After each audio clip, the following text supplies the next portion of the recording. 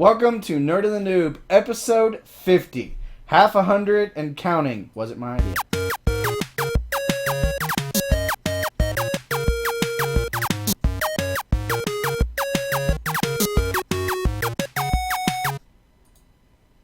Hello! Hello! Hello! Welcome! Hello! I thought we were going to continue with that for a moment. Hello! Okay. Welcome to our 50th episode. It took us way longer than it should have to get here. That's okay. Shit happens. For those of you who haven't been here before, my name is Greg. I will be your nerd. And I am sexiest man alive, except for maybe Channing Tatum. I am your noob. What is your name? Oh, Michael. Good job. At least that's according to my wife. This is your first and last stop for nerdy news and opinions. From movies to comics and everything in between. Let's get right to it. You screwed up the intro. I know. That's okay. It's only episode 50. We've done this 50 times. We've have not done this like four. Okay, fair enough. Okay. Like we said, for those of you who haven't been here before, we talk about anything and everything that makes us go.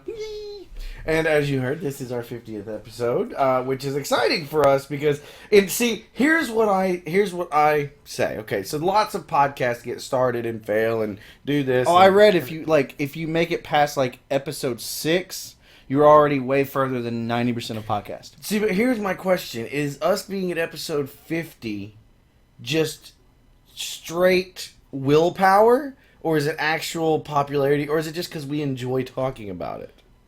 Yes. Okay. It's definitely not popularity.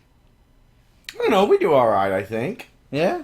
We have fun. I was actually, I was sitting at, this is our weekend chat. Oh, well, I'll tell you what, before we start our stuff, that we've got a message from the producer who's been in this for most of the 50 episodes, and it says, first off, I want to thank each and every person that watches, listens, tweets, Facebooks, gets on the forums, uses iTunes, MySpace, Telegraph, Teleport, and telegrams our shows. Without you guys, 50 shows would never have happened. I just personally wanted to thank you and can't wait to see what the next 50 shows brings. Hopefully at show 100, it won't be all about Ben Affleck. Oh, and by the way, join the forums at nerdandthenoob.niceboard.com. I love his intros. It's fun. Okay, so... Retrospective again? Because we just did this 2 months ago. Did we? Well, we did it in June. Retrospective. I'll tell you what, let's start out with this. I have some presents for you. Okay. For the 50th episode. And I freaked out, so I since have a present for you. Yes, he called me and I was like, I bought you a present. He goes, oh shit, I gotta go to the mall. So I was at the flea market with Gina, and we kept seeing all these cool little retro things. Okay? Retro mean 90s to us? Actually, yes. Maybe in one of the cases, yes. In one of the cases, late 80s.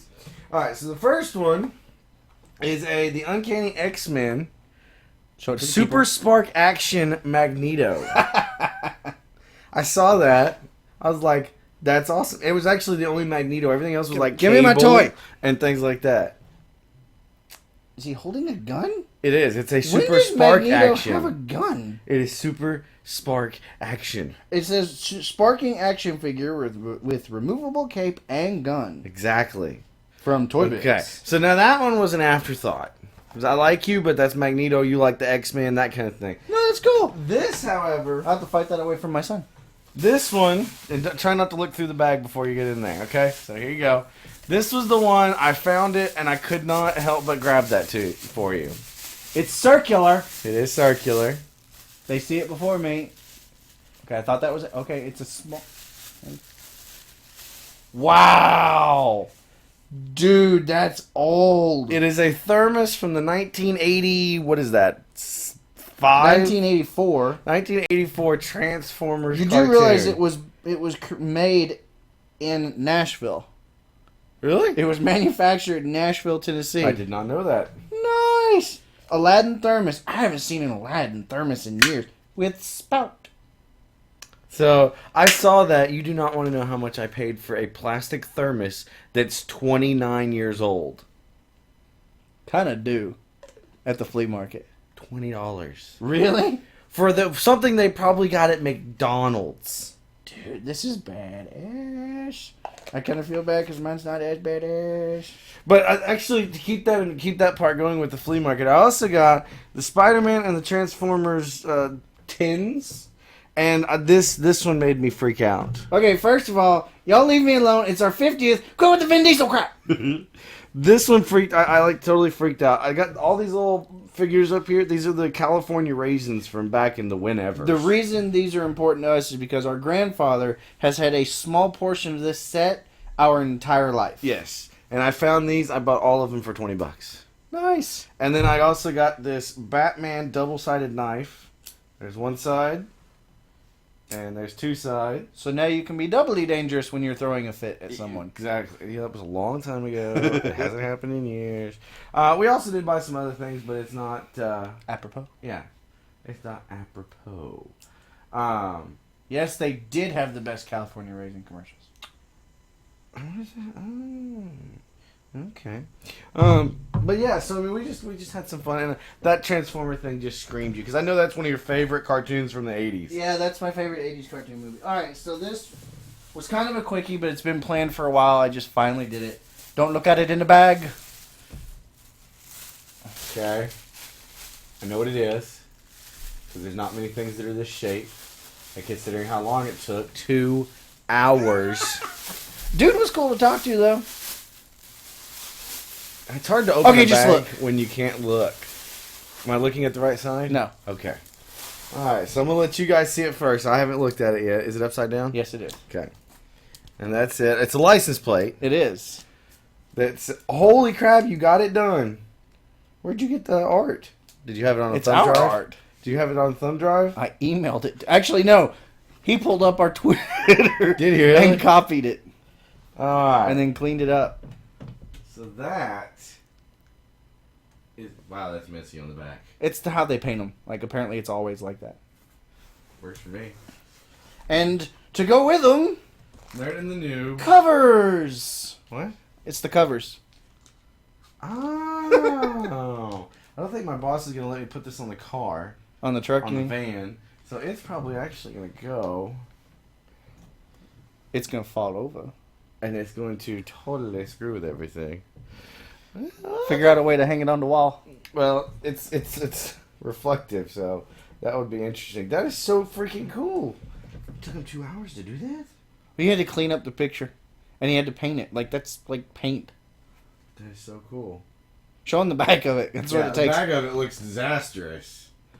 Put it under the sword. Let's see. That would be a good idea. Greg, get me one.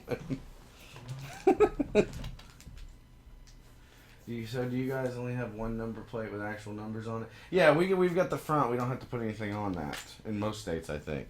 It's cool. I like that. Thank you. I'm going to set that over here, and that's going to get hung later. So, yeah. I figured 50th episode. We did get you some other things, but they're going to be Christmas presents. Coolio. So, but I figured 50th episode, we needed gifts going in, and so that would be enjoyable. Yeah. So And you just happened to be at the flea market. I did just happen to be at the flea market.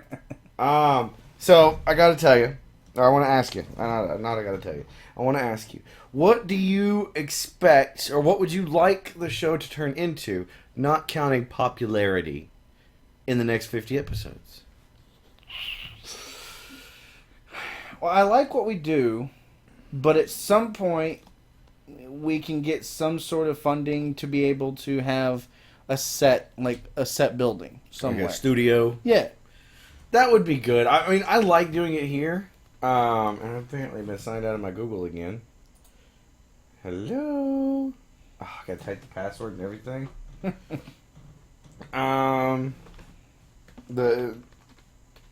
So somebody's saying we should do call-in with fans. I agree. I also agreed with the other one. Of those that could make it and can make it, I think it would be really cool to have I'm about to get locked out of my own account. have people come, like, do the show in a larger location somewhere. Mm-hmm.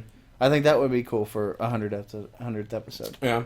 But yeah, I mean, talking about the getting a studio. I always said that would be cool. But what I don't want to do is I don't want to end up with it being we're sitting at computers and da da da. What I might like is if we've got specific chairs like we do now. Maybe You don't like the sitting at computers idea with like multiple cameras? No, I think it would be cool if we had our own mics so that we got we could talk. It was a little bit more clear, more professional.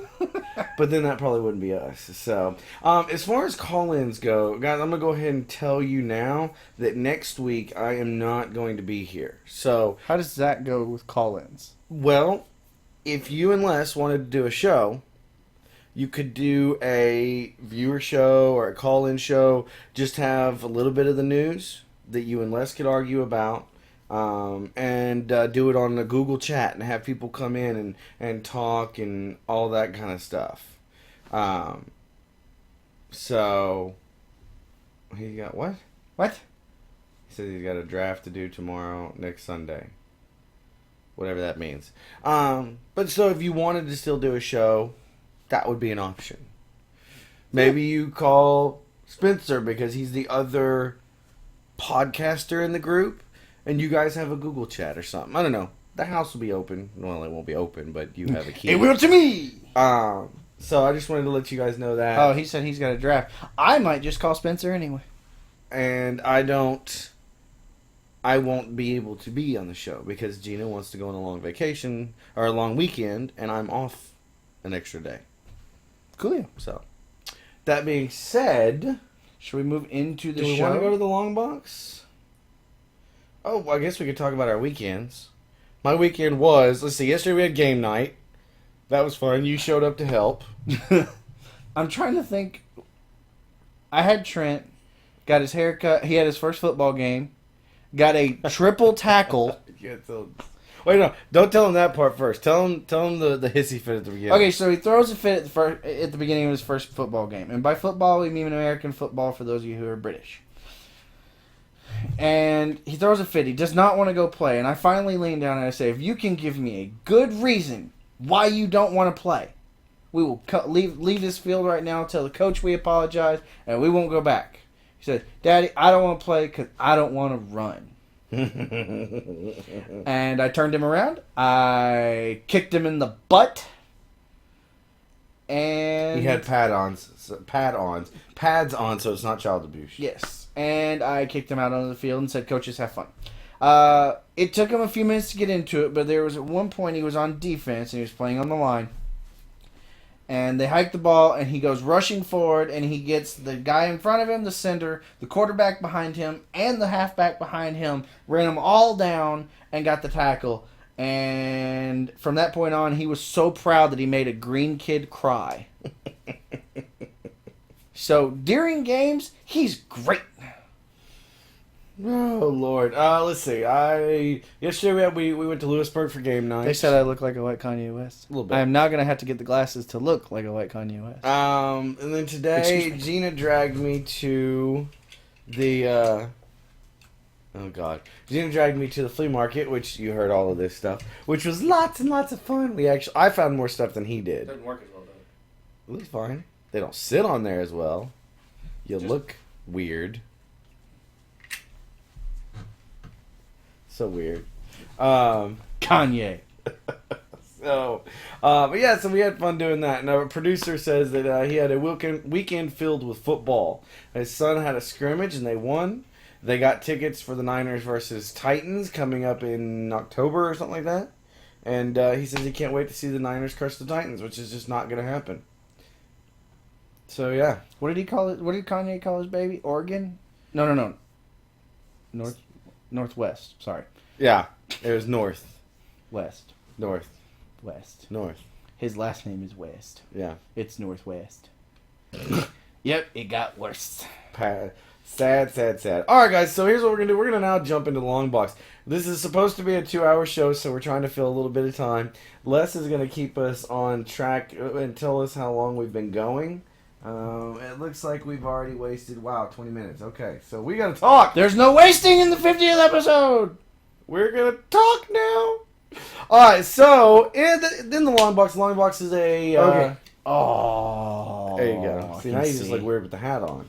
The line box is something that we talk about. I look like an We've old got man. we usually take 2 or 3 stories, and we spend lots of time on those stories so that we can enjoy. We can thoroughly feel we've talked our asses off about. And this because stuff. the internet exploded this weekend, it chose the story for us, which is... I'm Ben Affleck. No. You got it wrong. Huh. The Affleck duck is Batman? Or is... No, it's Ben Affleck is Batman. He's not the new duck. No, he's not the new Duck. He's the new Batman. What? Yes. Okay, so those of you who watch the show religiously, if there are a few of you, thank you very much, you will know I freaked out about this last year. Because there was rumors of this when they were throwing out rumors for just a straight-up Justice League movie. Would you like to hear what the viewers think of this? The listeners.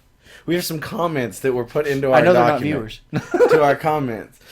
Shane Miller says, are they going to bring Matt Damon in as Robin? I'm fairly certain he's even tweeted as already saying, I'm not Robin, quit asking. William McAmis says, I just keep trying not to think of the Daredevil movie. Honestly, not even in my top 10 choices, but I'm hopeful he does a good job.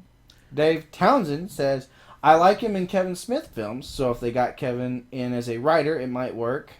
James Tipper says, say no to Affleck. Oh yeah, there's a petition to WB about replacing Ben Affleck as Batman. That's not actually what he said. That's the next article. I should really have spaces in between these things. He just said, say no to Affleck. So, what we're going to look at first is we've got comingsoon.net, and it is the actual story. If you, like I said, if you don't know this by now. Well, the official source is Warner Brothers. They posted it themselves. Yeah. Like, they It's threw it out. official! This is from comingsoon.net. Ben Affleck has been cast as Bruce Wayne / Batman in Zack Snyder's still untitled Superman Batman sequel to this past summer's Man of Steel. I can't talk today. This is going to be a long 2 hours. I know what it's going to be called.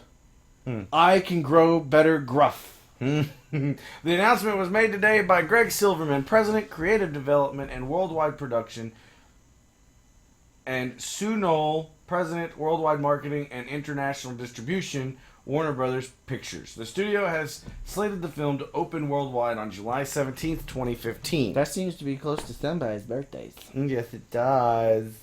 Last month's surprise announcement of the new movie featuring both Superman and Batman created a wave of excitement and immediately fueled discussion and debate among fans as well as in the media about who would put on the cape and cowl of Bruce Wayne's alter ego. Okay, so before you go any further, I would like to thank Warner Brothers. Mm-hmm. Because in choosing Ben Affleck, they did not choose Orlando Bloom.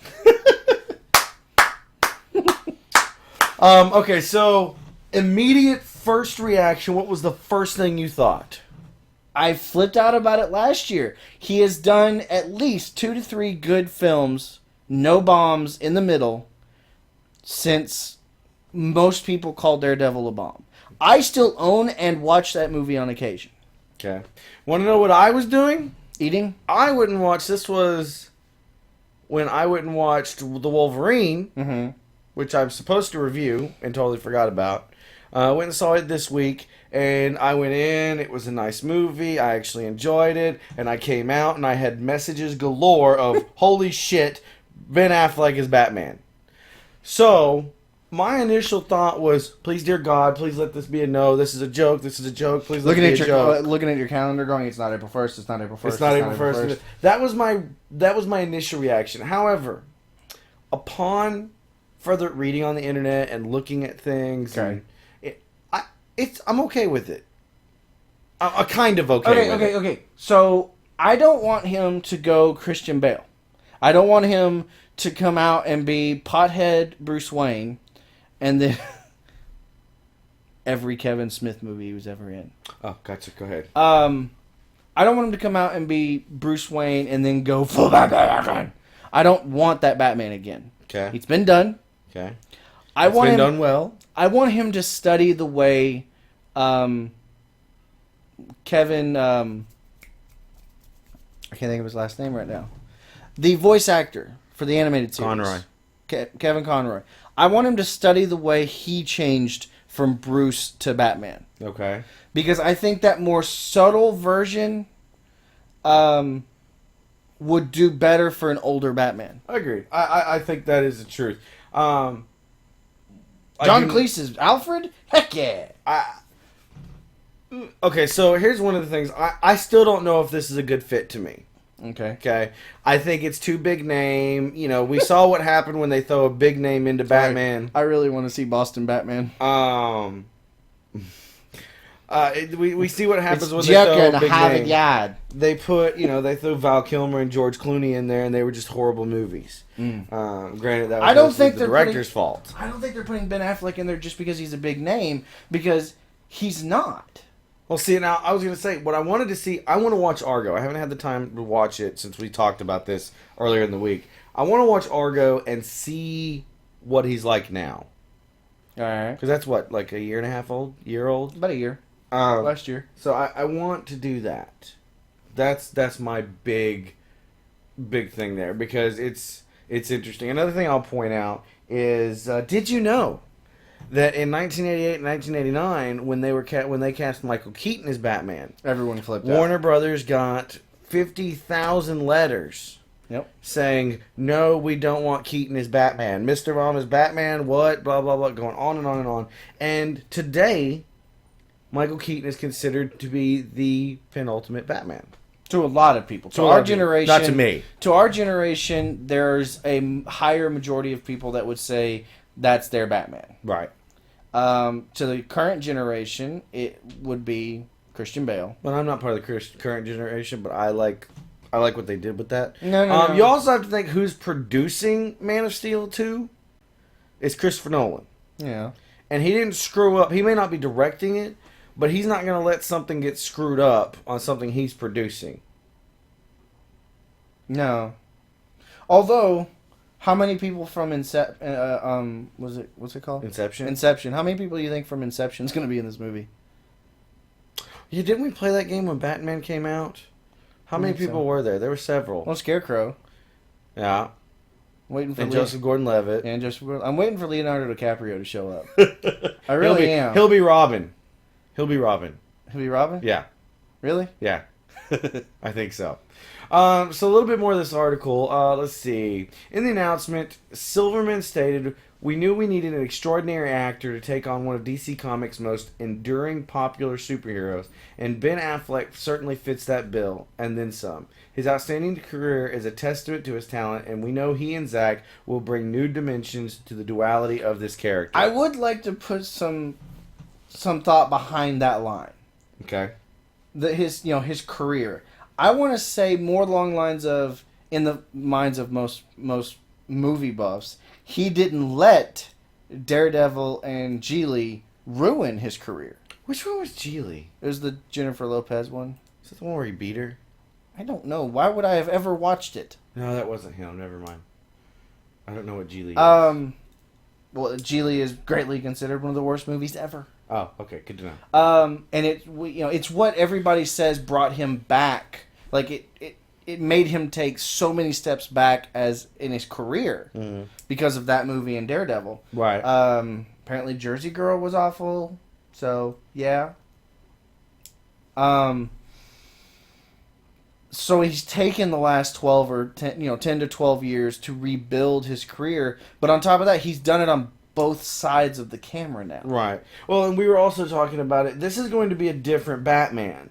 Okay, the Batman we just ended with was a maybe like a 30-year-old Batman. I mean, he was a young Batman. Yeah. Okay, this Batman's with no cartilage. With no cartilage in his knee, apparently. He would beat the crap out of you first, take names later. You know that he was a detective, but he wasn't a tactician. There you go. That's the word I was looking for. I would love to see a detective Batman. Well, he was kind of a detective, but not really. No, like that movie was straight up. It was more about his training as a warrior. Yeah, and so I'm with you. I think Ben Affleck could do a very good tactician, a good detective, something where it's solemn. You know what I'd love to see is that iconic, like, Batman sitting in front cartoon of the- show, a cartoon scene where he's standing there and the cape is just completely covering him, and all it is cape from neck to floor and then the head. Yeah. I mean, something like that where it's a simple thing, and he still fights bad guys. Blah blah blah blah. Okay, blah. so after the Heath Ledger thing, because a lot of people say I thought he would be great in it as Joker, there was a large group of people that said there's no way he can be Joker. Right. He had never really played a dark character. Right. Fair enough. So, and then he came in and destroyed it. It destroyed him, but that's not the case. He is also in Armageddon, which is probably one of my favorite movies. I cry. I did. It didn't make my top 10. No, but I cry. But I cry just about every time. Bruce Willis. I mean, this is how I'm going to put this. Until I start seeing... By the way, women who are nerds, I don't want to hear crap about how he doesn't look like a superhero, and then in 6 months there's a picture of him vining or something at the gym, and he looks cut, and then y'all all start going, he's so pretty. I won't hear it. None of it. Uh-huh. Okay. It says, Snyder also expressed his excitement about the casting of Affleck, noting Ben provides an interesting counterbalance to Henry's Superman. He has the acting chops to create a layered portrayal of a man who is older and wiser than Clark Kent and bears the scars of a seasoned crime fighter, but retain the charm that the world sees in billionaire Bruce Wayne. I can't wait to work with him. It says, Kroll added, we are so thrilled that Ben is continuing Warner Brothers' remarkable legacy with the character of Batman. He is a tremendously gifted actor who will make this role his own in this already much anticipated pairing of these two beloved heroes. Do you feel like WB is like blowing a lot of smoke, or are they genuine? I mean, when you listen to these are valid quotes. I mean, yes, they're probably pretty close to the same age. I don't know, maybe they're 10 years difference or something. But acting-wise, Cavill and Affleck, they're worlds apart. Oh, for sure. And so it gives him something to ground to in the next movie, which I think is going to be an amazing... I think it has the ability to make for an amazing duo movie. And if that goes well... I will say, I don't want it to be as busy. What is the new one? The last Steel? One? Man of Steel was like... I feel like I won't completely understand the Man of Steel movie until I get to watch it at home on a much smaller scale. Because there was so much going on. The only thing I didn't like about that is it was shaking all the time. We don't want to get back into the arguments of Superman, do we? No. Okay. Anyway. Affleck recently starred in the Academy Award-winning picture, Best Picture Argo, which he also directed and produced, earning acclaim and a BAFTA Award nomination for his performance in the film, as well as a number of directing honors. That being said, now people are saying that there's, like the rumor, I saw it on SourceFed, that he really only goes into movies now that he gets to direct or produce. Which brings the rumor about that he will act in this one, and help direct it, and then direct Justice League as that's Batman. Where I was going with that. I think that could be interesting. Depends on the type of story they want to play. I don't know. I have no clue how they would bring a Justice League film at this point, because they seem to be trying to base DC comic stuff in absolutely in the world of realism. Yes, and I'm good to that. Because, you know, as big as it is, spoilers, you know, Superman breaking Zod's neck. Wow. Just like, yep, throw that out there. Spoilers, I said it. If you haven't seen it yet, your fault. But I agree with you. I like... See, now that's the reason people like Marvel.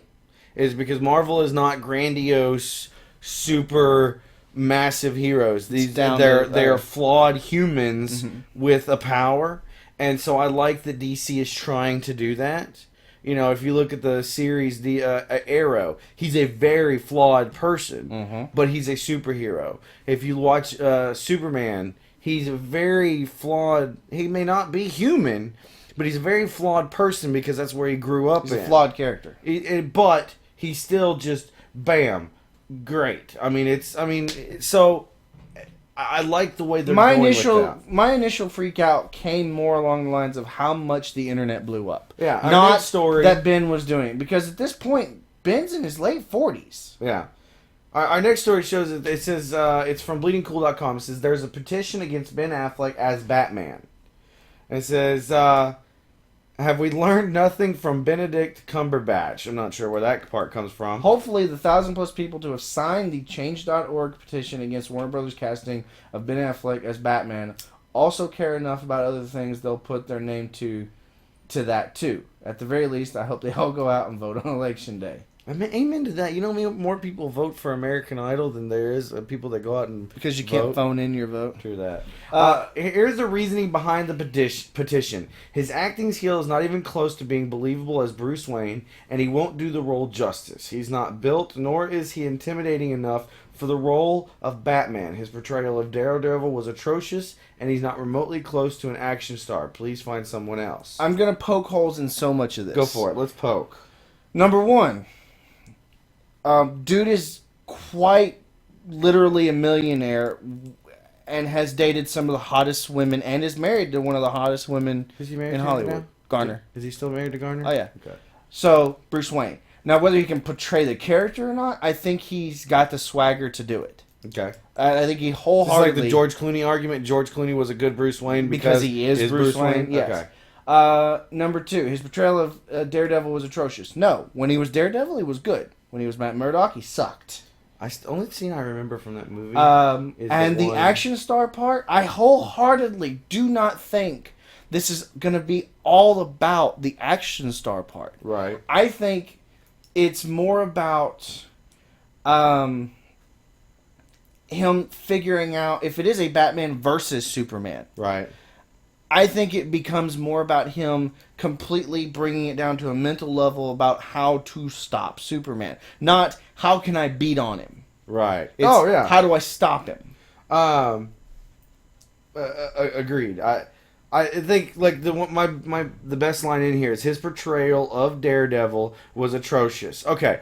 That being said, even if you do believe his portrayal of Daredevil was atrocious, that movie was 13 years ago. True.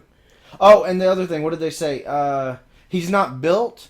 Neither has anybody. Christian Bale has been as skinny as a thumb in one of his movies. Right. And he came back and he was just fine. Right. It doesn't matter what you look like now. These guys go in, they're hardcore about it. We mentioned this, I don't think there's a story out about it, about the shot of Mel Gibson on the set of Expendables 3. I have not seen that. I've seen it. He's huge. He's, Keymaster. Mel Gibson. Gigantic. Dude has arms bigger than my head. All right. He comes up and go, "What's up, Arnold? I'm crazy." You know. Okay, listen. The rest of the article is it's a short one. I could read it all. Oh, and I've seen that on Twitter that a lot of folks have taken Rich's bait and switch headline about Michael Keaton on face value and think that Warner Brothers have received 50,000 complaints against the casting of Affleck. I wish they'd clicked through and actually read the story, because if Rich's shell game move tells us anything, it's that all of this fuss about Affleck was sadly predictable. Anyway, history repeats itself. Here's hoping it also repeats with Affleck turning in an unexpected and surprising performance. This is, I've slept on his casting and I feel better about it now. That's the same with me. I was initially like, I don't wish... Maybe back in the day, I would have been like, no, string him up, I don't want it. Right.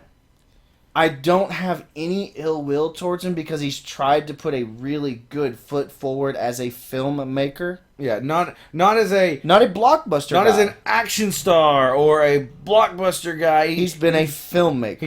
He's an actor. And a filmmaker. He's directed all these movies. And I'm good with that. He understands both sides. He doesn't. He's not just the guy on one side of the camera now going, so like, what do I do?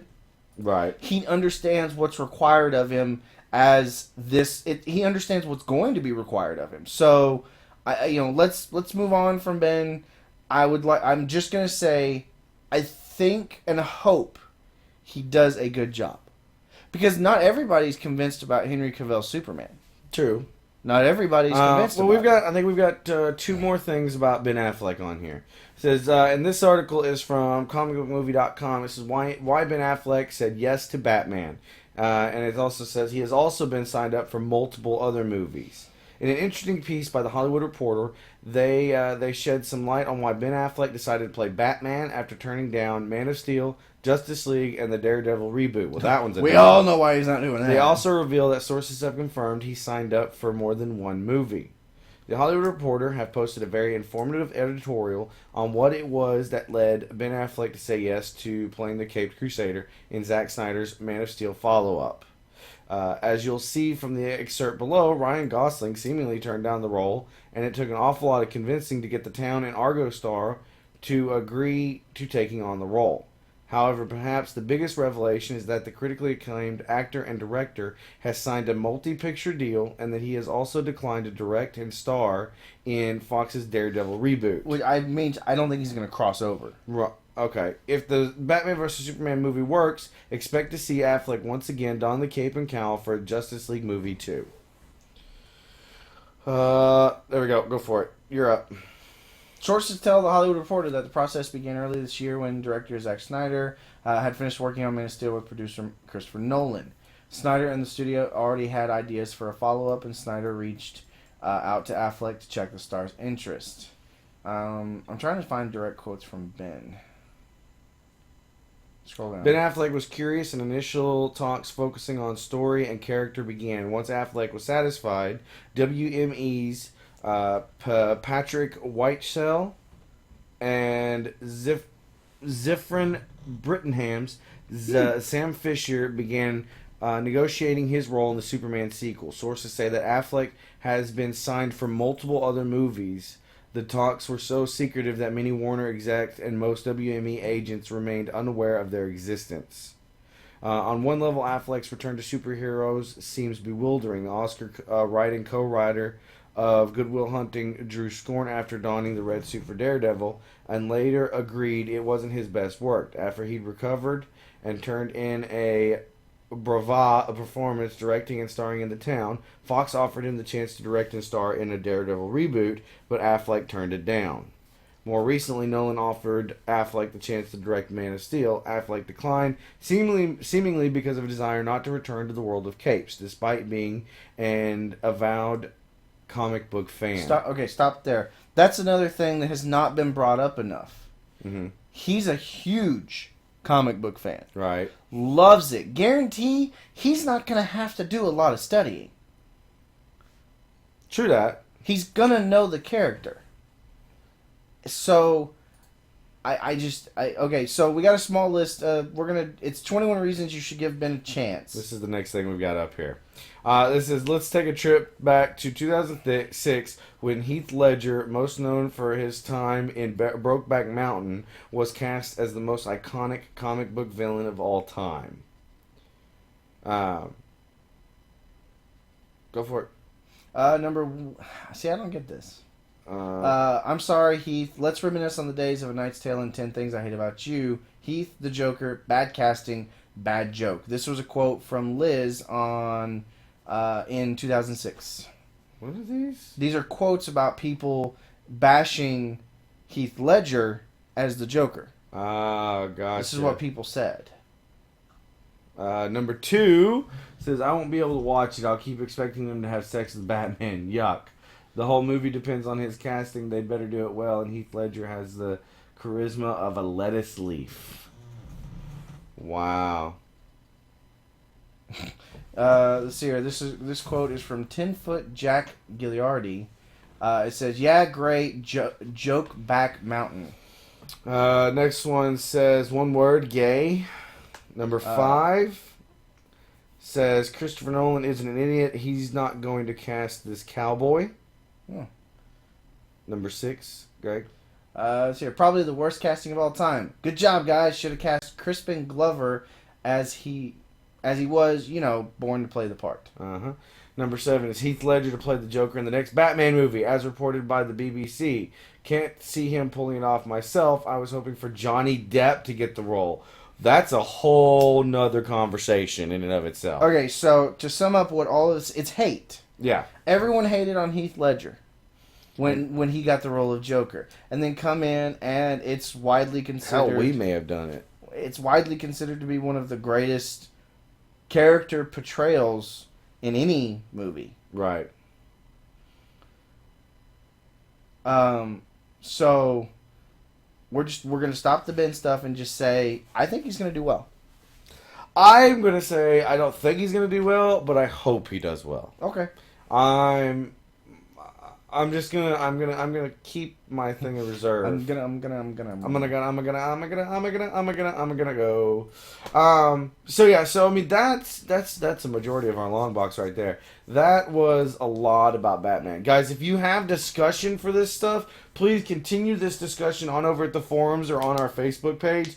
Because I loved talking about this week. Like I'm telling you, the dude that made your tag. Like I'm standing there and he goes, "Yeah, man, the internet blew up this week." He goes, "What are you talking about?" I said, "Ben Affleck's gonna be Batman," and he stopped. He hadn't heard. Oh no! I was gonna tell you, we went to Toyoma to eat dinner one night last week. Yeah, this last couple days ago, and across from us, me and Gina were talking about this stuff, and I kept seeing the guy across from us on the other side of the hibachi, and he kept kind of just looking, and I'd look at him, he'd kind of look away for a second.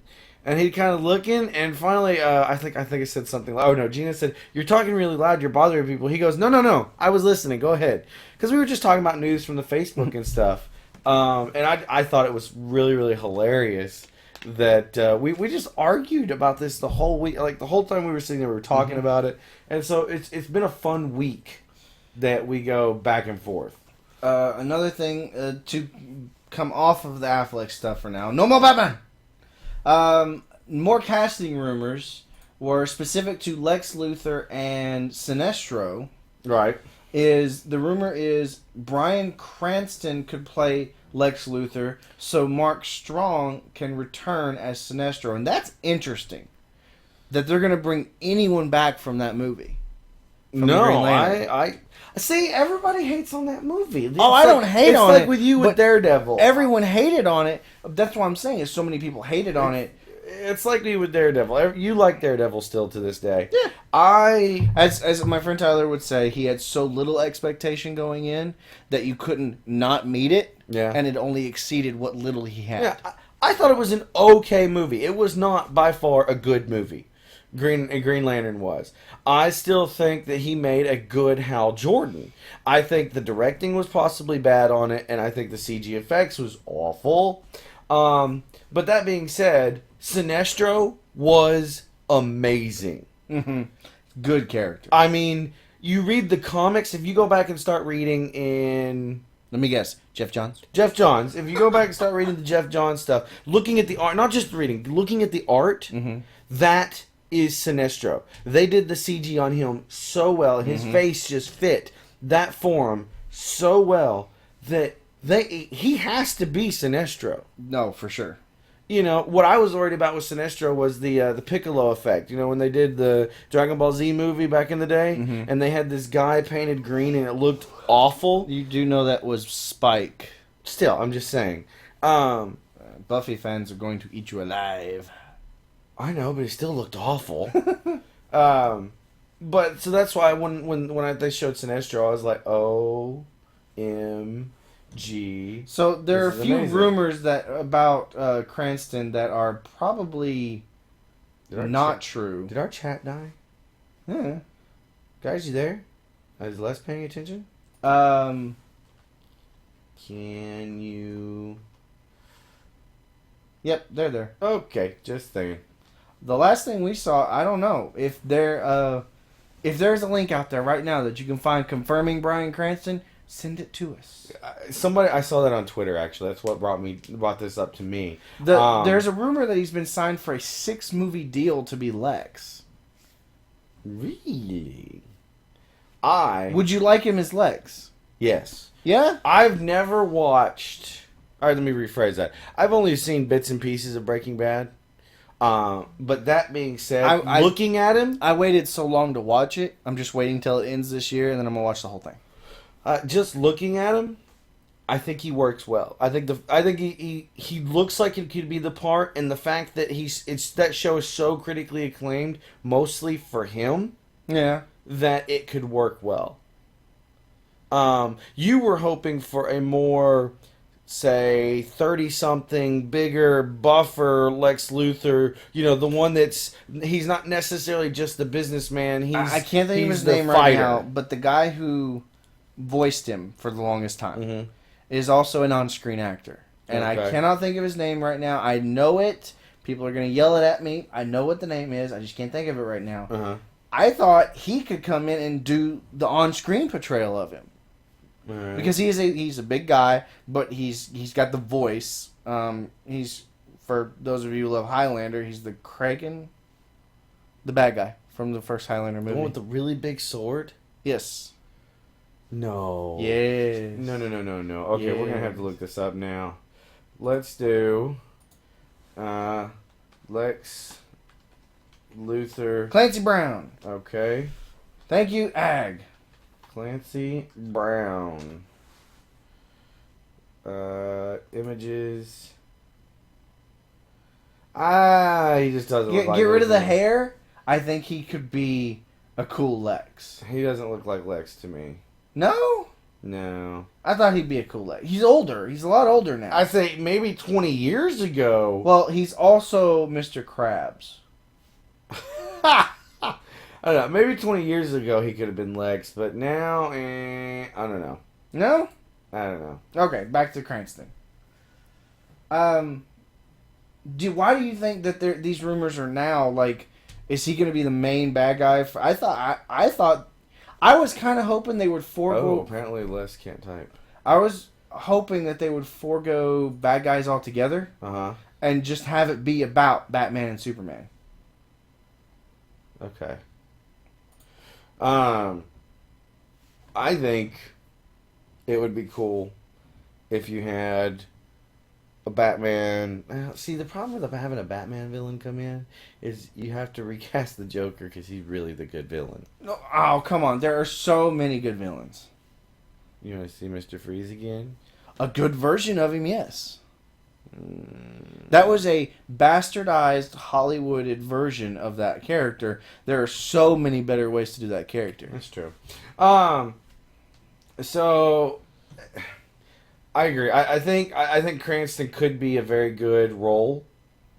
Could be a good actor for that, as long as he doesn't go the Gene Hackman style. You didn't like the Gene Hackman version? I love Gene Hackman. I do too, but it was a weird version. But Mark Strong as Sinestro, yes, amen, please. I'm good with that. Just keep him there? Just keep him there. And then our last thing in the long box is, and it is titled, "This Chick Really Wants to Be Harley Quinn." And so I'm going to go over here. Katie Sackhoff has been quoted as saying she would sell her firstborn to play I don't think she's been Harley quoted. Quinn. Oh, I bet she is somewhere. Alright, so this is, although Katie Sackhoff right is already a geek icon with her roles in Battlestar Galactica and the upcoming Riddick, the actress hasn't yet appeared in a comic book film adaptation, but it's something that she'd very much like to do. In a recent interview with Esquire, Sackhoff revealed the one role she'd love to play given the chance is Harley Quinn. I don't see her as being a good Harley. I don't know, it could work. No, I don't think she could pull off the... Harley is a subtle crazy. Like, I don't think she's got the voice for it. When I hear Harley in my head, because she was created on the animated series, I always hear that voice. Tara Strong's really high-pitched, like, you know, pudding thing. You know, it's what I hear. Right. No matter how dark she gets or anything like that. I think she could do it. I know. I don't... No, I don't want Starbuck as Harley Quinn. That could work. And her quote to ours is, "I love Harley Quinn," she told the magazine. "I do. I just love it. It's not been done before. It's this fantastic mix. I mean, it's like the female Joker. Who wouldn't want to do that? Quite potentially. It's not around, so I wouldn't feel the weight of it. I'd probably sell my firstborn at this point to do that." Okay, fair enough. Although Harley Quinn character has not yet appeared in a live-action Batman film, the character rose to prominence after her creation for Batman the Animated Series, eventually getting integrated into the Batman comic book mythology. The character got a redesign for DC Comics' New 52 initiative, and recently received an ongoing series written by Jimmy Palmiotti and Amanda Connor. So proud you got that. Yeah, shut up. I don't know. I think it could work. I think you just give her the crazy eyes. All women are capable of the crazy eyes. It's the voice, though. Yeah, I'm sorry. There's a voice that you got to get. Well, for me, you're not gonna have that voice. I mean, are you gonna go like full like makeup and the weird? Yes. We're talking full tilt Harley. Maybe they go the version from Arkham Asylum where it's less full body coverage and more like bondage looking stuff. Fetish, yeah, bondage. But you still go full on makeup and stuff like that. Patience agrees. All women are capable of crazy. So there we go. Ron Swanson says you are using Ben Affleck's love of comics as a plus, but Katie Sackhoff, who loves Harley Quinn, are you against it? No, I'm not against her because she has a love of comics. I believe she could do the character. She's not who I would pick.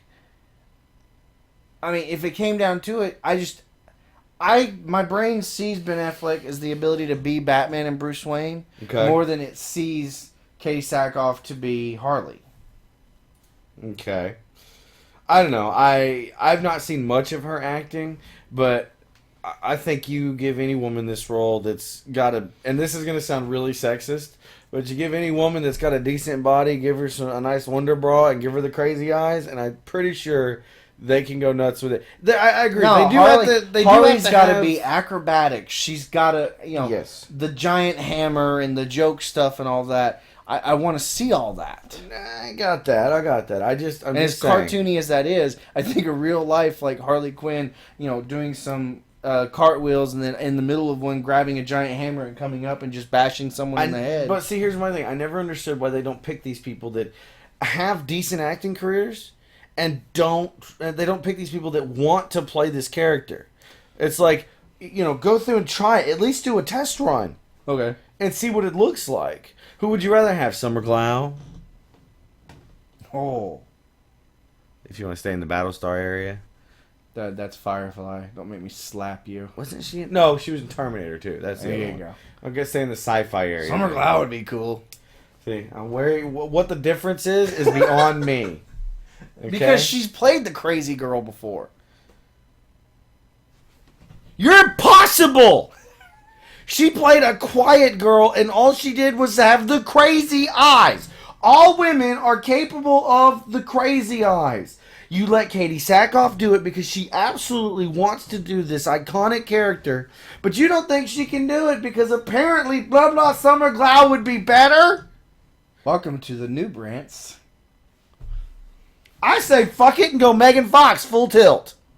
Now you're just being stupid. Now I'm just being cruel.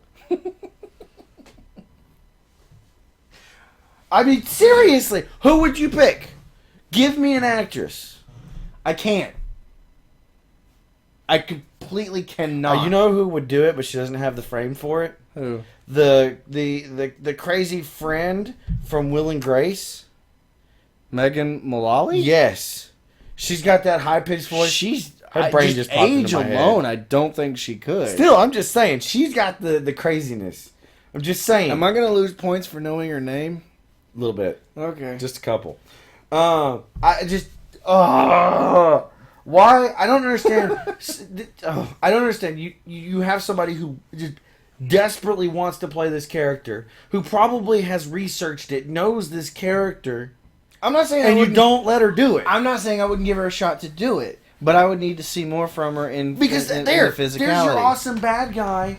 There's your awesome bad guy for Batman. Okay, Harley? Yes, because Joker is gone. She comes in and says, "You killed my pudding." Yes, come on, it works in so many different ways.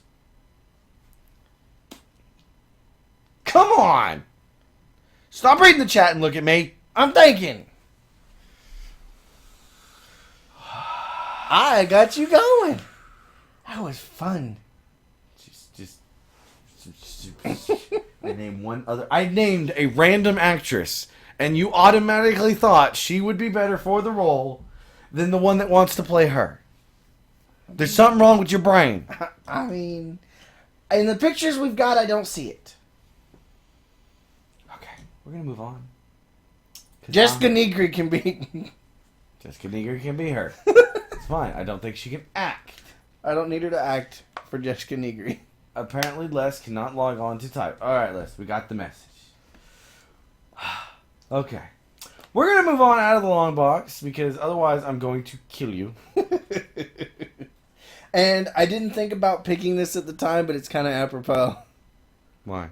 Because we talked about Ben Affleck all night. True that. Our comic of the week this week, which is something that we are trying to make sure that you put on the forums every week. It was up by Wednesday. So that you have a few days to review it if you would like to. This week's was Daredevil Volume 3, Number 30, written by Mark Waid, art by Chris Samney, cover by Chris Samney. What did you think? Okay, so it skews away from the generic... Not generic. Standard superhero art.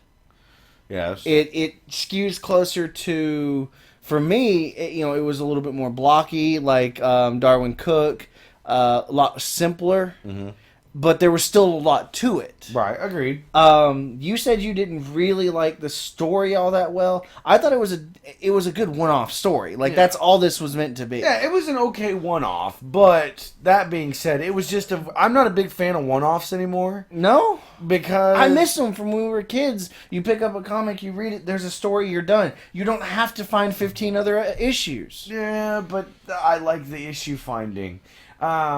I did like the art, though. Like, surprisingly enough... It featured Silver Surfer, which was really good. At the one point when he appears, I think there was some Kirby crackle going on, which was a cool callback, because I think Kirby created Silver Surfer. I thought it was good, though. The art was a 5 out of 5 for me. Like, it was... I don't know if it was that good. It was a straight 5 for me. It didn't have Jeff Johns involved, so I'm not sure if I said could give art. The art was, but he wasn't involved. We've read two or three different things from Mark Waid recently. Was he the one that did? He did Hulk. That we read. That was good. I liked that. The Hulk read. I liked it. The art was really, really good. The story, even as a one-off, it was weird. Like, it didn't feel like there was enough to get the character development going. I will say, seeing Murdoch go diving out the window and changing into Daredevil in the midst of falling out. Yeah. That was a really good scene. But my favorite is him driving the cosmic surfboard and Silver Surfer asking, "Are you sure you know where you're going?" And Little Box says, "Nope." Yep, know where I'm going. By the way, before I forget about it, I did finish the Avengers. Yeah, that you gave me. That is a spectacular book. You're welcome. That I got. What is it? The Earth's Mightiest Heroes, the Avengers, the completed collection by Jeff Johns. Number 1. Can we go back to the current comic, please? I was just saying, look, like it's got the older Thor in it. It's just very, very good, very good, very, very good. Hey, you have to explain something to me, though. Is there a guy that steals the Ant-Man costume? Yes. He just straight up steals it? Yeah. Get from him? Not really. That's weird. Because it's a superhero type of thing. That's strange. Yeah, his name's Scott. Yes. Very weird. Okay. Anyway, this Daredevil, it's kind of up there with a lot of what Marvel's doing right now. You know, Thor, Hulk. They're touted as being some of the better books out there right now. I kind of agreed. I liked it. The art pulled me in. Like, it's a 4 out of 5 for me. Overall, the book is a 4 out of 5. I will agree in some ways, yes, the story was a little off, but for the most part, I really did enjoy it. I will give it a 4 out of 5 as well. However, that's because the art... I am going to give the art a 5. The art was really good. But the story only gets a 3, so I'm averaging it out to a 4. I like the way Chris Samney shows how Daredevil sees. Yes, that is amazing. Like the radar lines. Yeah, it looks really cool. It's a cool reimagining of how he looks at stuff. That is really cool. which comes into context in the book, actually. Yeah, his vision. This being our 50th episode, we're being asked, what is the best book we've read on the show so far that we really did love? Mine, because it surprised me, was that first issue of Deadpool for Dead Presidents. Right. Because I didn't expect to love a Deadpool book so much. If it was something recently, I would say maybe the Justice League book, the Justice League 2000. But I think my favorite today is still, just because of the first few pages, Green Lantern Zero from the new run. Okay. Because it was just the first few pages were spot on, amazing pages. Yeah. And I love the art in it. It's Green Lantern. I mean, we know how I feel about Green Lantern. Yeah. Hello. Which I'm behind on my trades. I gotta get a couple. So for me, I think best one on the show is probably that one. What about you guys? You guys listening? You guys watching now? We want to know what's the best comic you read in the last year. Yeah, tell us in the comments. Tell us in the on Facebook. Tell us at the forums. We want to know what is the one. Two answers if you want to give it that. What is your favorite comic you've read this year? Or what is the favorite one that we have introduced you to this year, or that we have read? If that's a real answer, high on definition, fantastic answer. The Charlie Brown, because we read a few Charlie Brown comics Did this we year. actually read Charlie Brown? Yeah, I picked one this year. Totally forgot. Invincible. So great book. I'm so far behind. So now we're going to move on to Noob Versus. This week's was I Am Woman, Hear Me Roar, and this was submitted by my wife. And it was Harley Quinn versus Laura Croft. Now, you would like to say this part first. What part? Will's part. Oh, one of the comments for this week's voting, comes from William McAmis, and he said, I voted, but I'd like to point out that Buffy would kick both their asses while still finding time to fall in love with whatever happened to be dead and in the general area. So, William, fantastic comment. You get golf clap of the day. So I fucking won! Finally! 14-9. I won. You want to know why? Because your version is Summer Glau. I'm just kidding. Because you apparently had Angelina Jolie's Laura Croft. I guess so. When I picked it, I totally had the new one in my head, though. The game? Mm-hmm. Nice. So yeah, I win. I win. I win. I win. I win. I win. I win. I win. I win. I win. I won. Now let's start a new losing streak. Okay. So that being said, this week's Noob Versus is a little special for us because it has not, surprisingly, not been done yet. Mm-hmm.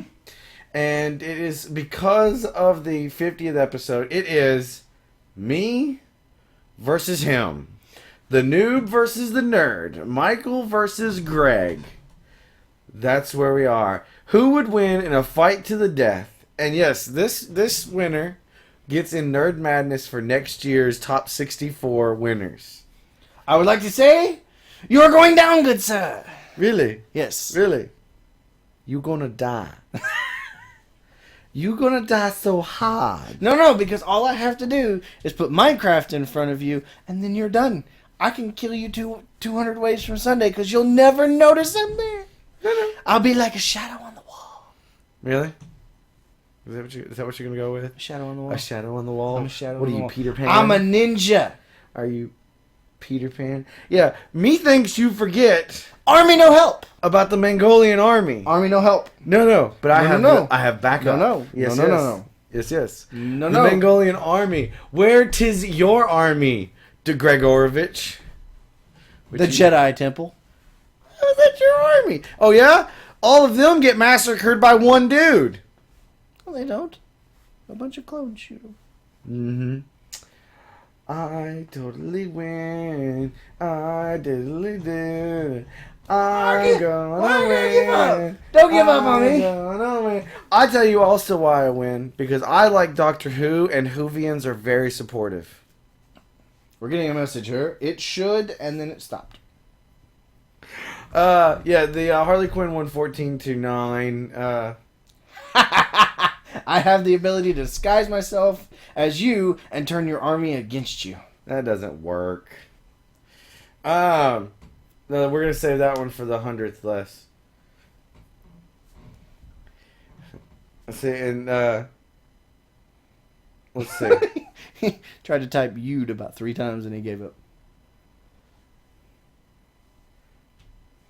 I'm a Hoovian and a Mongolian. See, I'm gonna win. I'm gonna win. You know what? That's racism. I'm gonna win. So I'm just saying, I've totally won because I'm a Hoovian. That's racist. Go, Matt Smith. I'm gonna lose again. I'm gonna win. Okay, I will give you 1 point. Oh no, wait. I will take 1 more point away from you. Why? Because it's a fight to the death. I'm going to call Vin Diesel and then send him clips about what you say about him, and then let him come and beat. Why do the I shit out get of a you. point? Where did the point come from and then disappear all of a sudden? I was gonna say something that had to do with Vin Diesel, but yeah, fair enough. So yeah, guys, remember to go vote. We'll have all the voting set up so that you can do it for me versus Greg, Nerd versus Noob, Michael versus Greg, blah blah blah blah blah. However you want to say it, I'm going to win. I'm gonna strangle you with that tie tonight and then prove them all wrong. I'm gonna win. I'm gonna win. I feel like a dance is needed. Dance? I'm gonna win. I'm gonna. If you win, you get dance.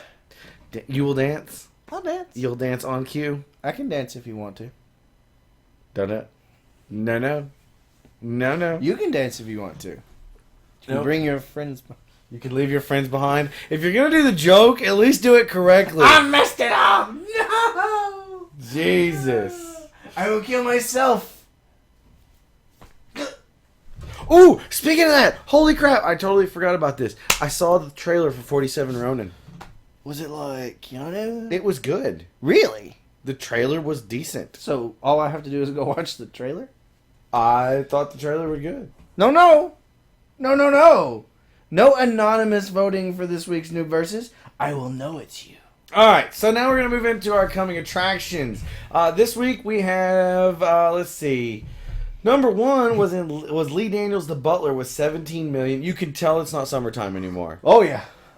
We Are the Millers with 13.5. Third is The Mortal Instrument, City of Bones with 9.3. I feel like that number isn't accurate. Okay. Because I heard it did better than they thought. Number 4 is The World's End with 8.9. Fifth was Planes with 8.5. And 10th is Kick-Ass 2, already down to just 4.2 million. Wow. I wonder, was it bad? I think it's just everybody's tired. Oh. How far have we been going now, by the way? Right, Duff. We need to look at our timing here. And we are at 1 hour and 9 minutes. We still got an hour to go. I think we'll make it. You think? The good news is if we run out of stories, we'll put the after party in the show. So, one thing I'm going to do in this is I'm going to do my review of The Wolverine. I thought it was good.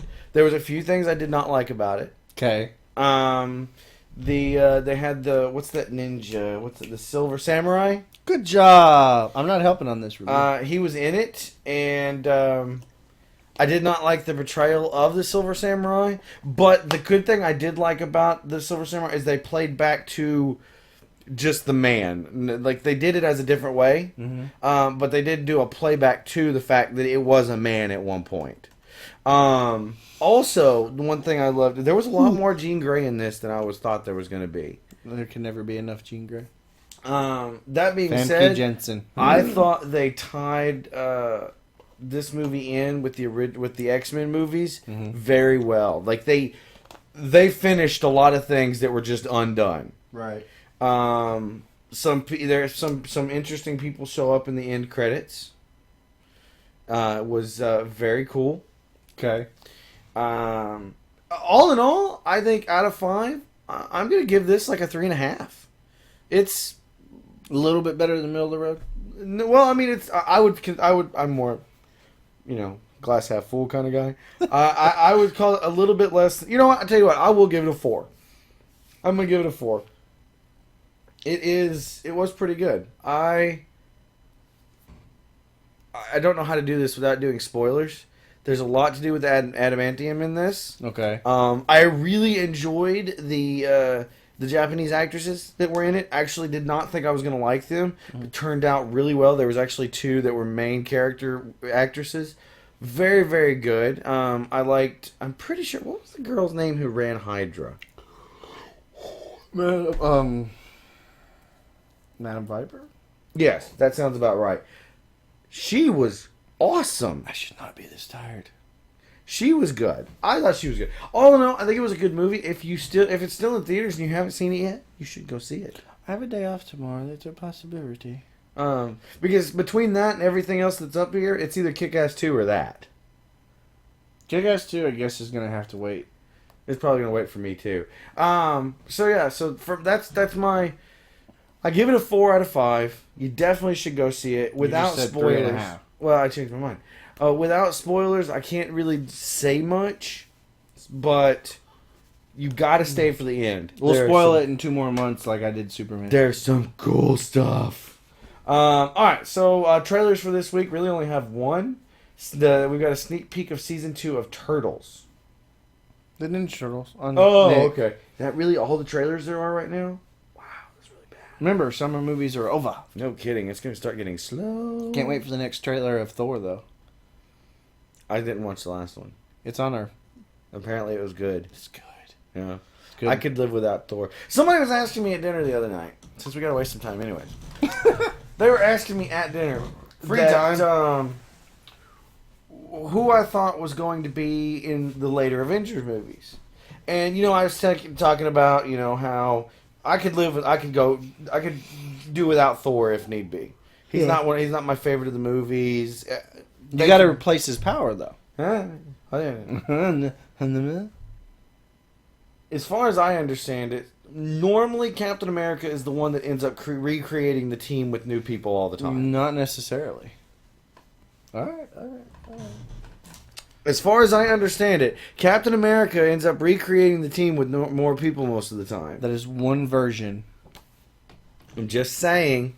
So, did your team happen to come out of that book? No.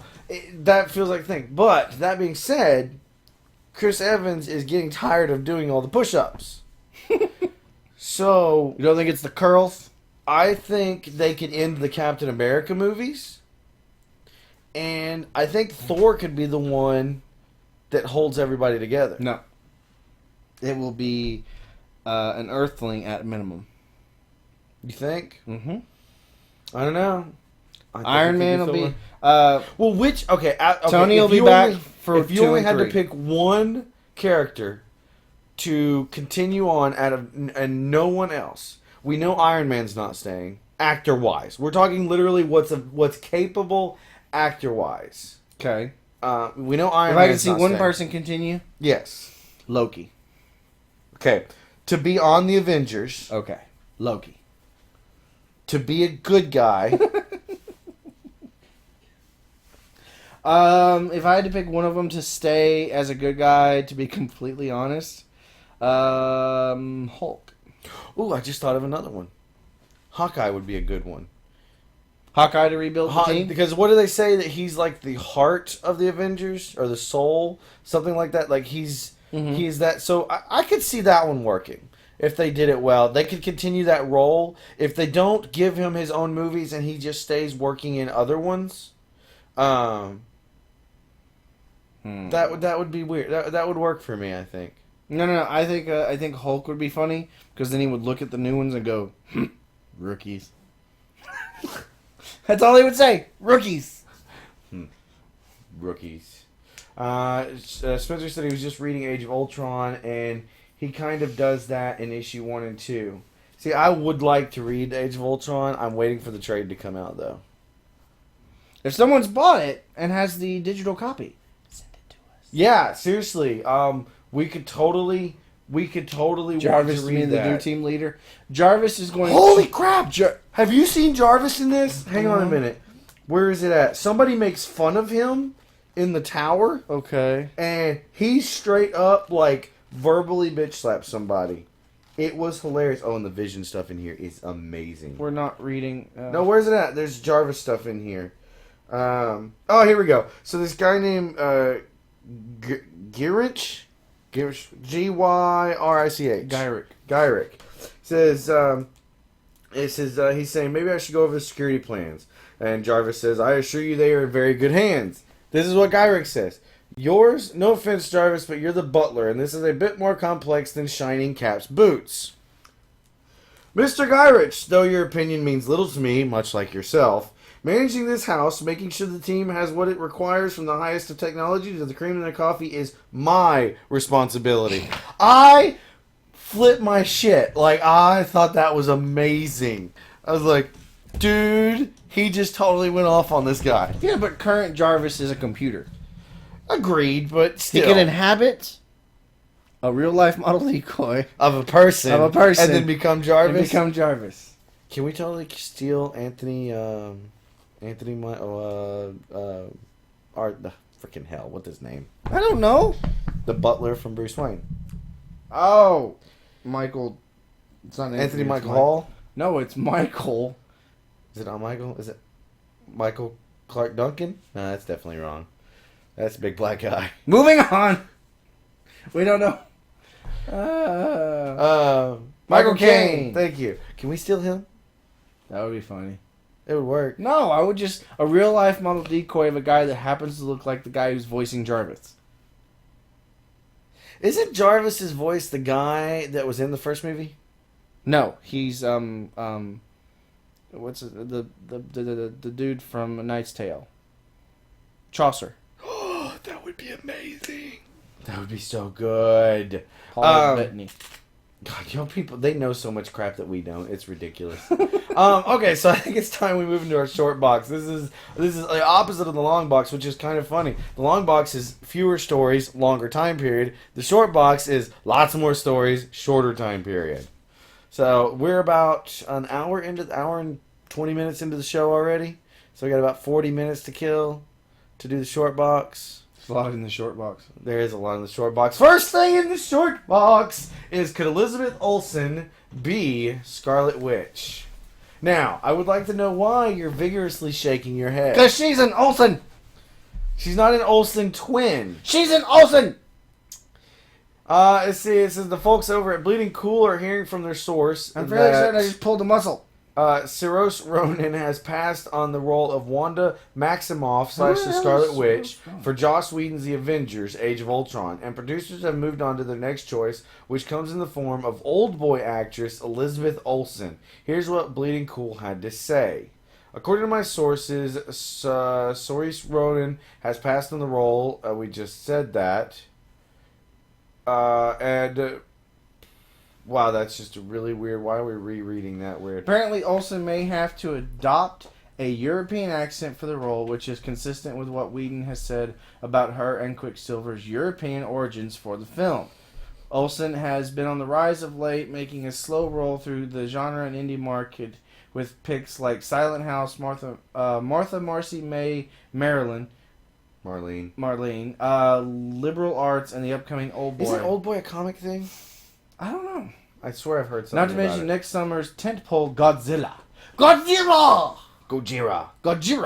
It would seem that Olsen may well be on her way to superstardom if she can secure this marvelous role, in quotation marks. Either way, she should probably send a thank you card to her agent.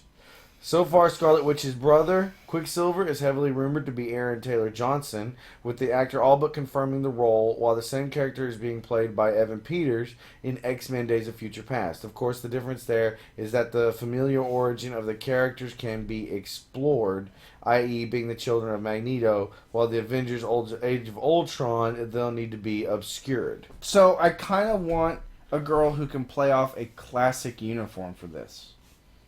And okay, so let's see who do you think would go better in that? Summer Glau? No, I just don't want an Olsen in it. Just that was I heard Olsen and I went eh. See, but let's say immediately after reading this, I went and looked up her IMDb. Uh-huh. She's been in nothing. I know she fits, Can't be. She fits the description of every person that I've said should be in these movies, which is basically unknown. Right. She's a very pretty girl. I will give her the option. Although I don't think it would be a bad idea to bring in someone who is. If you say unknown, I'm going to reach across this microphone. No. And who is smack actually you. European, and has to adapt a more English accent to it. I think that would be cool. Why the hell would you adapt an English accent to somebody who's from Europe? No, they have like they don't speak English. It's not that kind of European accent. It's like German mixed with Polish and something else. I can't remember exactly, and I'm gonna get destroyed for it, but still. Fair enough. Moving on to the next piece of Marvel news. We've got Bradley Cooper to be Rocket Raccoon. This is not confirmed yet, but we found out that Marvel wants Bradley Cooper for Rocket Raccoon in Guardians of the Galaxy, Which kills our producer's chances of having him as the Flash. Right. It says, with production currently underway in London for Marvel's Guardians of the Galaxy, the big question remains just who's going to voice Rocket Raccoon. Marvel rocked the house last month at Comic-Con Hall H and showed off some really dope footage from the movie that included Rocket Raccoon. I don't think we're cool enough to read like that anymore. Earlier this year, we ran a story and mentioned that Adam Sandler and Jim Carrey were asked for their availability. Well, it ain't going to be either of them. Two weeks ago, director James Gunn was asked point blank on Twitter. And you go for it. It was from Johnny Yip. When will we get the... Oh, I'm sorry. James Gunn to Johnny Yip. When will we get the Rocket Raccoon and Groot casting? Unfortunately, one day added for every person who asks. Sorry. That's a fantastic answer, sir. And the reply was, oh, really? Okay, duly noted. The hunt was officially on. I love myself a good chase. You can't get cute on Twitter and not expect me to go for a kill. Big game hunters not only bag elephants but pesky varmints like raccoons as well. Back in April, James Gunn also had the following to say to "Hey, you guys." Do you think he'd be good for the role? I think here's the thing. There's a lot of people who have a lot of idea of who is right for Rocket Raccoon. Rocket Raccoon has been slightly different over the years. In the comic books and within my script, he's a very, very specific guy, and I think people are going to have to wait for a few weeks to see him. Who would be your dream guy? Well, we'll have to wait for a few weeks to see. We'll get our dream guy because a lot of people want to do it, so we'll get the person who's perfect for the role. Well, cool kids, the hunt is officially over, and I came up with aces. I found out that Gunn's dream guy is, in fact, quite dreamy, according to the ladies. The dream guy is none other than Bradley Cooper. I'm fine with this. He can play a comedic role. He's not on camera, which means he's not going to be held back by anything. Right. And I think he'll be pretty good at it. I can agree. Oh, I can agree to No, that. we will not get out of just reading the stories. You will deal with it, and you will deal with it well. Yeah. How Ultron will be different in Avengers 2. This story comes from Superhero Hype. Alright. As a character, this is a... Who's this quote from? Probably Joss Whedon. Yes, this is a quote from Joss Whedon. As a character, I love Ultron because he's so pissed off, Whedon says. I knew right away what I wanted to do with him. He's always trying to destroy the Avengers. GD it. He's got a bee in his bonnet. He's not a happy guy, which means he's an interesting guy. He's got pain, and the way that manifests is not going to be standard robot stuff. So we'll take away some of those powers because at some point, everybody becomes magic, and I already have someone who's a witch. Whedon's comments also seem to confirm that Scarlet Witch will indeed be magical in nature, something that Whedon has more than his fair share of experience writing about. I think this is good. I kind of hope Ultron is not just this all-powerful thing. I hope it becomes a close thing. So I kind of hope he uses Ultron to start replacing characters on the Avengers. What, Would it by not killing them all? Yes! You think he's going to be that, like, Has nobody watched Game of Thrones? Like that badass? Yes. Really? Think about Game of Thrones. You can't. Holy crap! You don't kill superheroes. Game of Thrones. This is the author's exact words. Every time somebody asks him to kill a bad guy, he kills a good guy. That's not his exact words, but it's close enough. I think Ultron can kill Iron Man. No, I think Iron Man just goes into space. No. I think Ultron could kill Cap. Ooh, they could totally kill Captain America. They could. I would be okay with that. I mean, there's stories where Ultron just wipes all of them out. Except for Hawkeye. Because of Ultron, Vision gets born. Which could totally be Vin Diesel. Don't throw a raisin at me.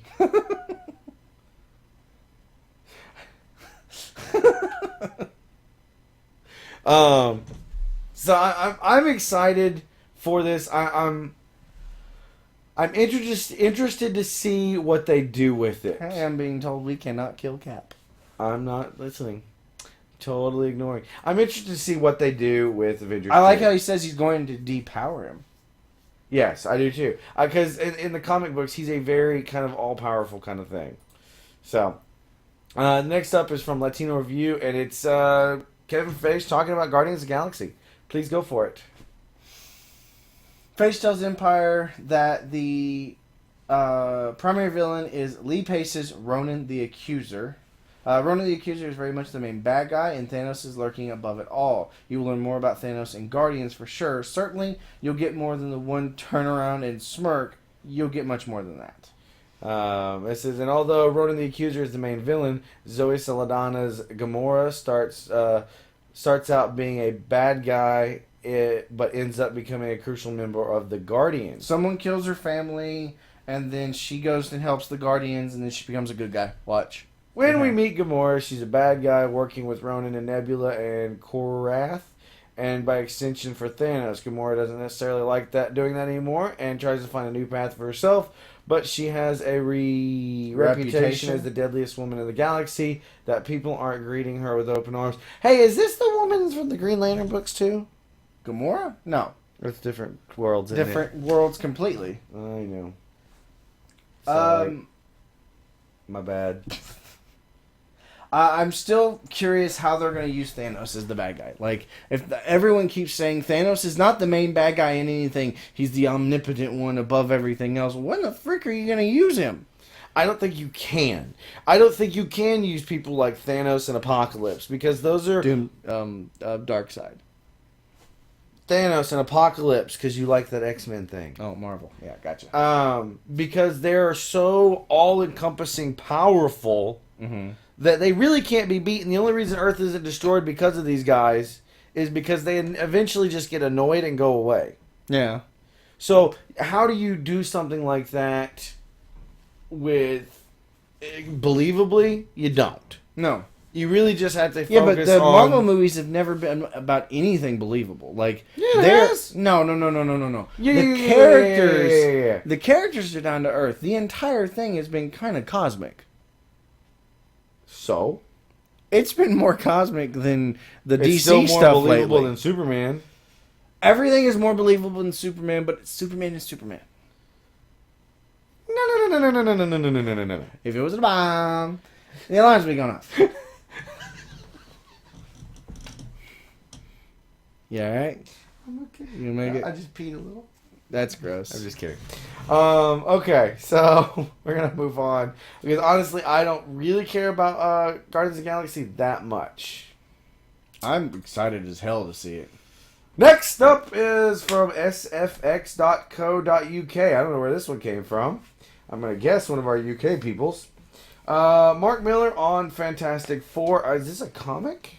No, it's the Marvel got the rights to Fantastic Four back. In the new issue of SFX, there's a Spanish Inquisition with comic scribe and overseer of Fox's Marvel superhero movies, Mark Miller. To whet your appetite, below is a brief extract from the article in which he talks about Fox's upcoming Fantastic Four movie. That's the feature where the questions come from you lot.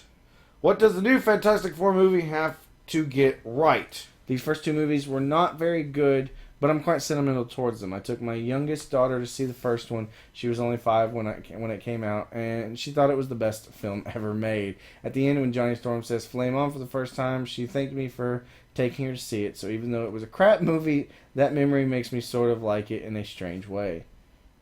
For the new one, all they have to do is make it great. It sounds obvious, and it is. Sam Raimi gave us a great Spider-Man. Christopher Nolan gave us a great Batman. So a brilliant director is probably the most important thing for a great Fantastic Four. Tim Story was seen as an odd choice for Fantastic Four, but when you have a Josh Trank, you know you are in safe hands. Will the upcoming reboot of the Fantastic Four share a universe with the X-Men films? Without question, I think you have to see some of these guys showing up in each other's movies. I think the most exciting thing in superhero movies until the Avengers came along was when Nick Fury showed up in the Iron Man.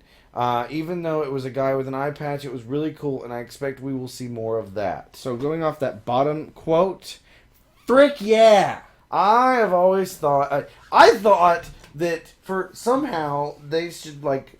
If Fox wanted to use somebody else that Marvel owned, they go, okay, we will give you $10 million. We want to use that person. And Marvel comes That's a back lot and of money goes, to use one we person. want Spider-Man in the Avengers. I will give you $10 million. Give me Spider-Man. Yeah, that's not ever happening.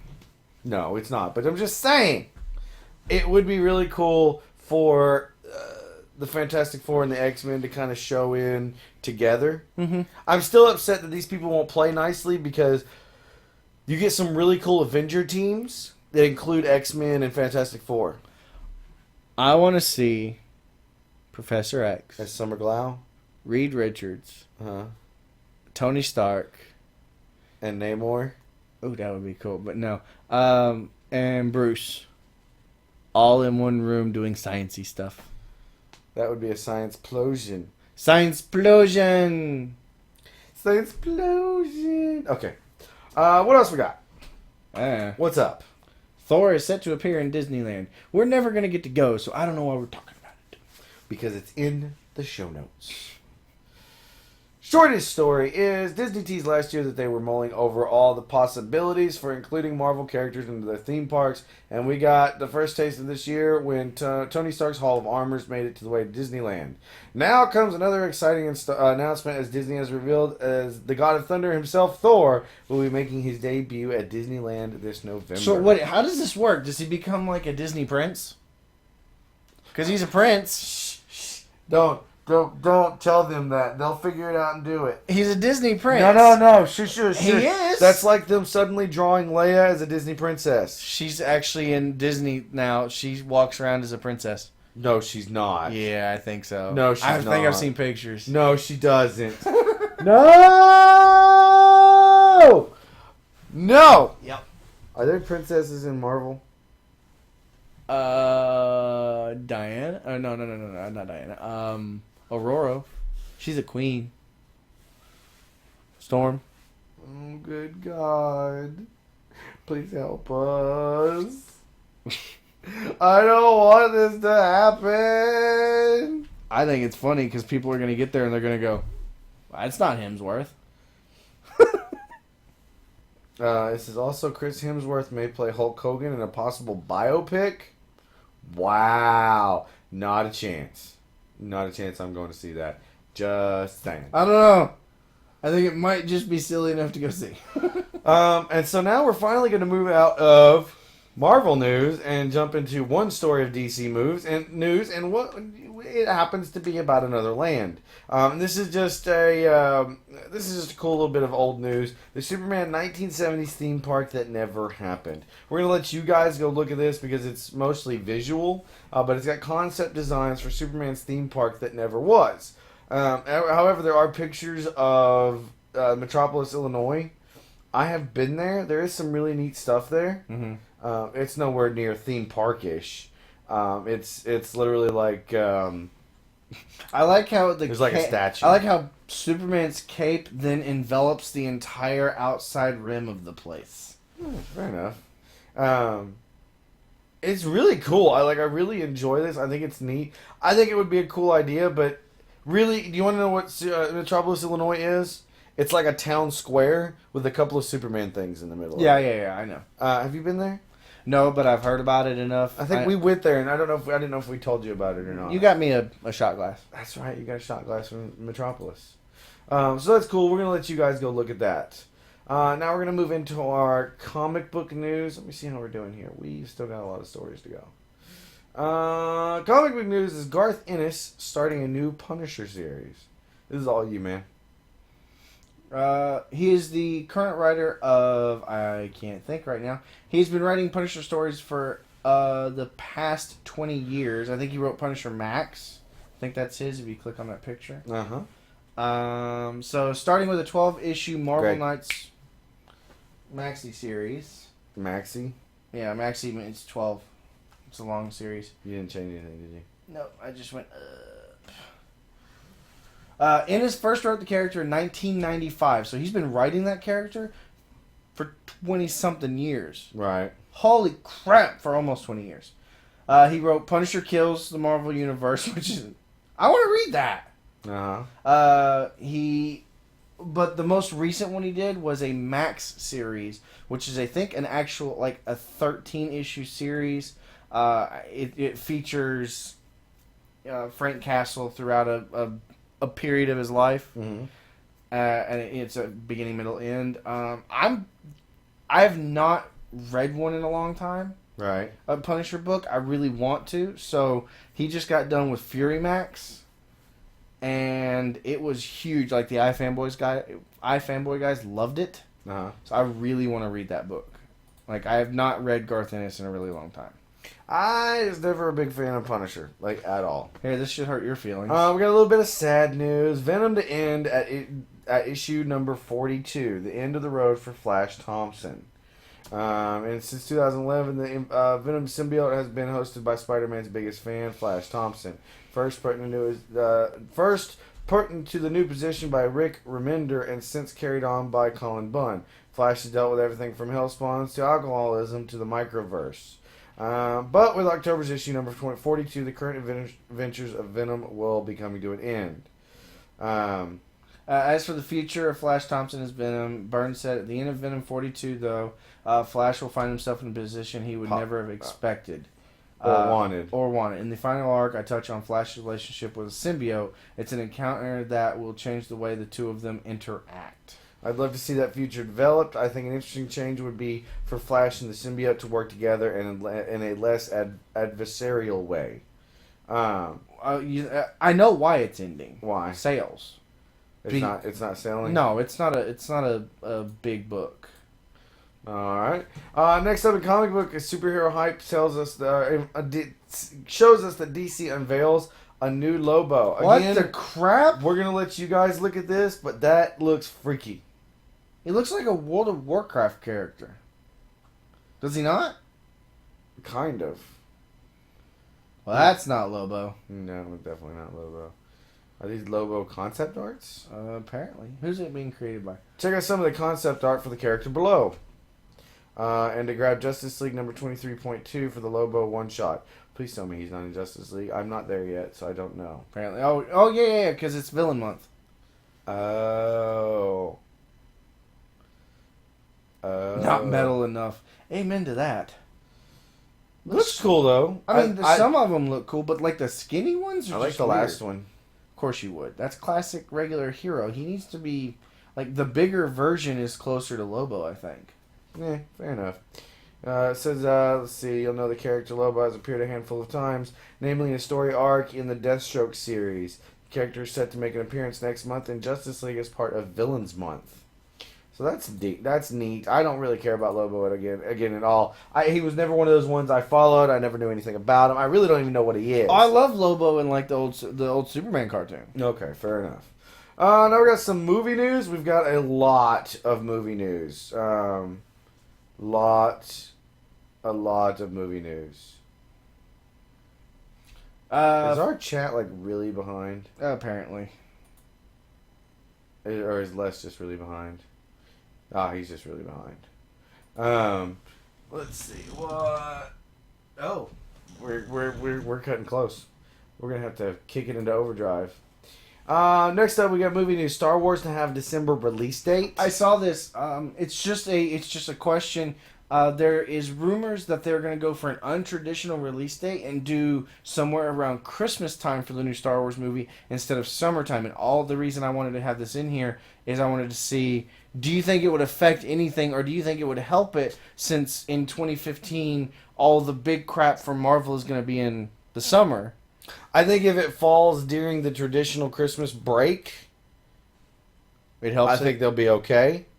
But I think the movie should come out on May the 4th. High five on that. Right? High Tell five. me that's not better. May the 4th be with you. The shirts sell themselves. They already do. Exactly.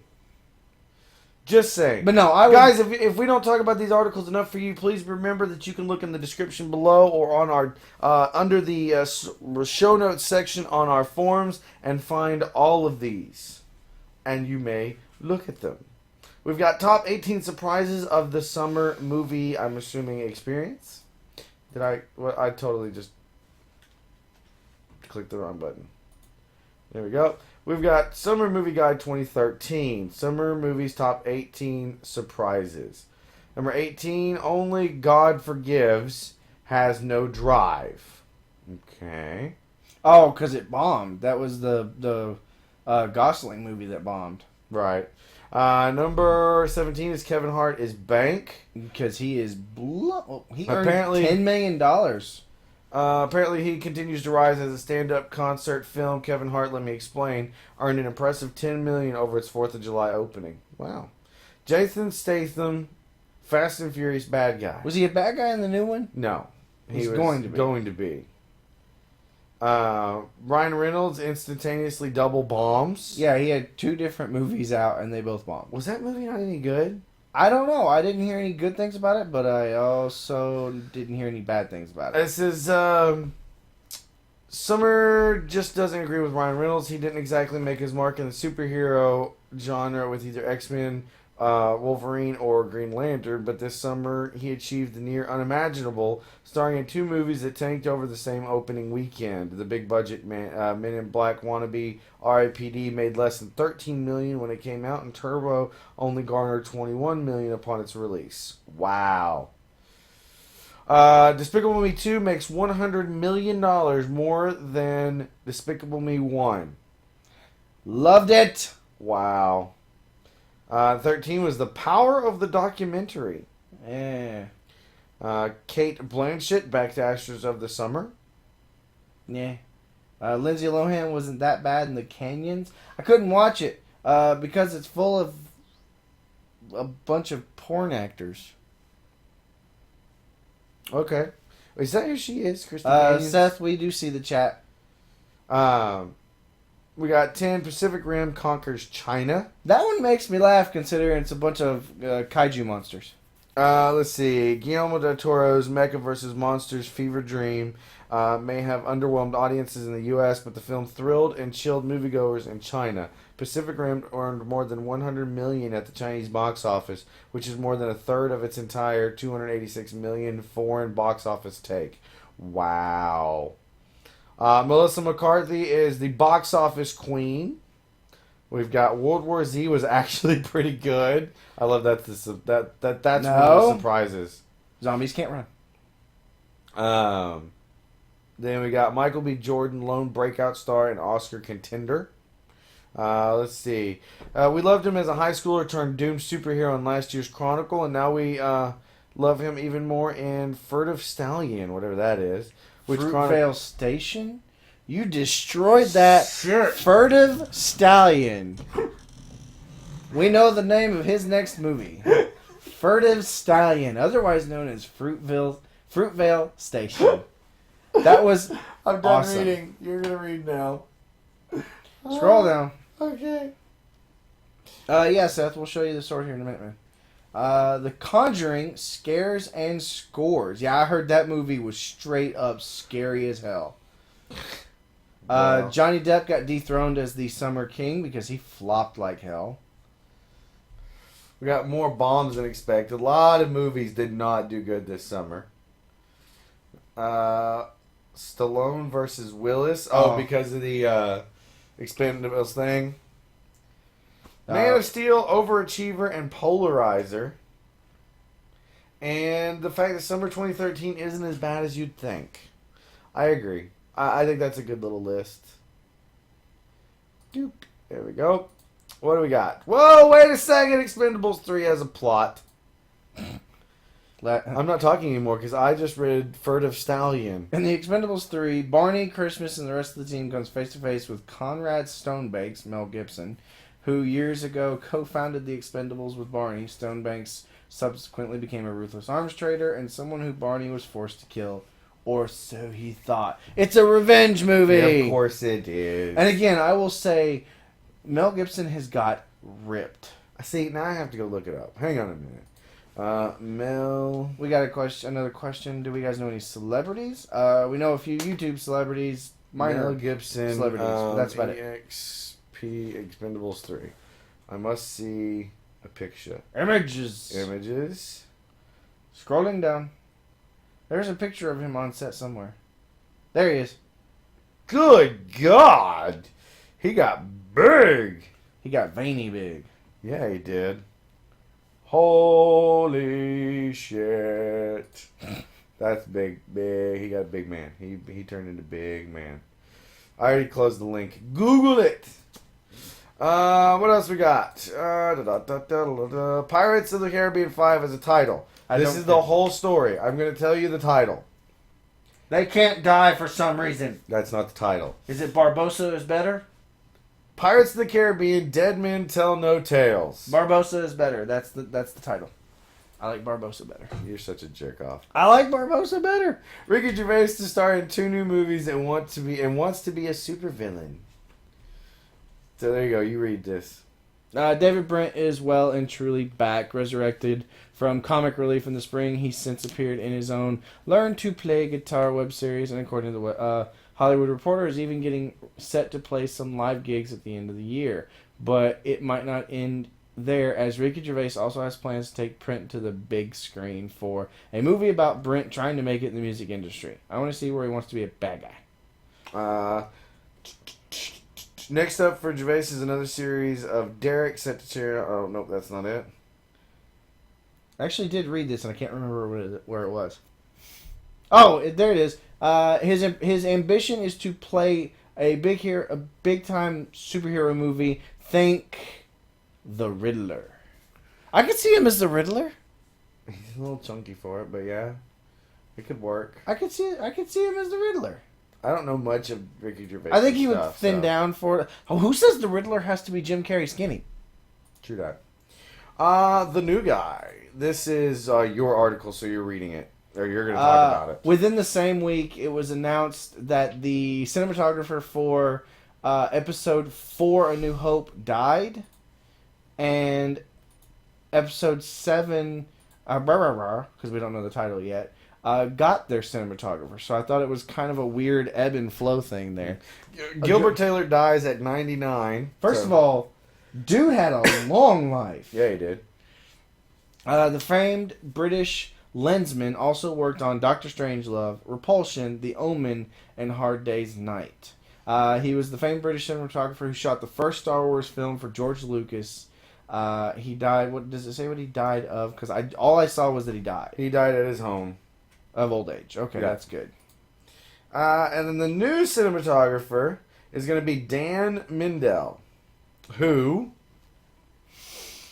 Dan Mindell is the cinematographer coming off of Surprise, Mission Impossible 3, and the last 2 Star Trek films. Yeah, he also shot films for Tony Scott, Andrew Stanton, and Oliver Stone. I loved how all of those movies were shot. Uh-huh. So I think we're in good hands. As long as there's not a lot of lens flares, I think we'll be okay. Do you think that's more of a JJ thing or a cinematographer? I think it's a JJ thing. Yeah. We're going to move into some some TV news. Rambo TV series. I said this to somebody the other day. This is all I got. No, I don't know. Why would you make... Why? There is a TV show in development from the producers Entertainment One, Avi Lerner, and his New Image company. The producers say they're in negotiations with Sylvester Stallone to be involved in the series on a creative level and to possibly reprise his role as John Rambo. No! Just saying. The update from that story says Stallone's rep have told The Hollywood Reporter he does not plan on returning to the role of Rambo for live TV. While a television series based on Rambo property is in development, Stallone will not reprise the role as John Rambo. I don't know how you make that kind of show. Batista to be Rambo? I don't know how that show is good. Do you think it's more about what happens, like... How is it prevalent? That's what I don't get. That kind of stuff is not popular anymore. Well, what if it's like a war thing? What if it's Rambo in the war? What, like you mean bring it up to date and take him to Afghanistan? I don't know. I think a period piece having him in Vietnam wouldn't be bad. All right. No, God, no. I got you to all right for 2 No, seconds. God, no. No, I don't want to see that crap. We got one here that says Justified Season 5 will pay tribute to an ad. Close it. Extreme environments. It will pay tribute to Elmore Leonard. I can't read. I'm like going blind tonight.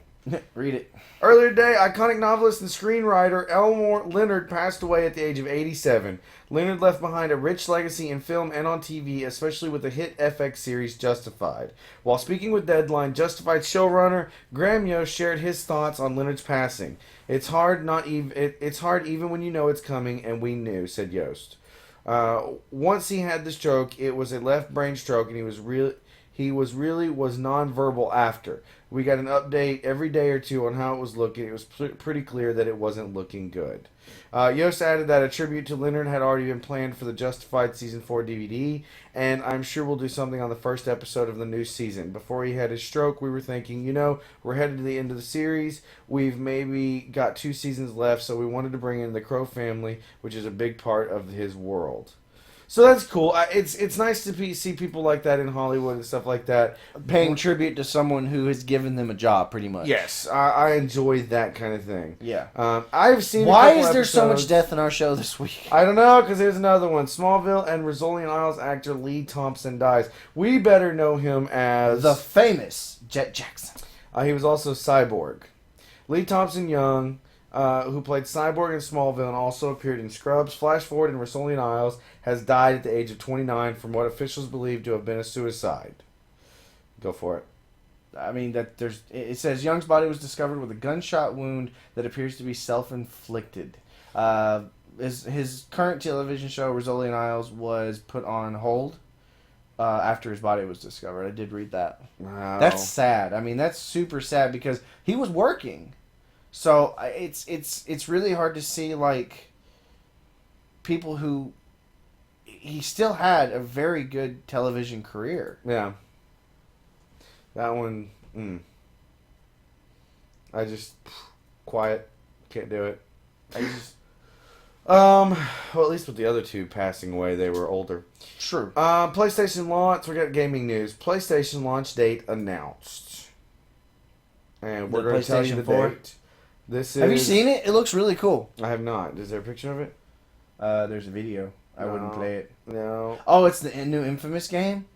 Looks bad. Is there an Infamous game? Yes. Ooh. It's called Second Son.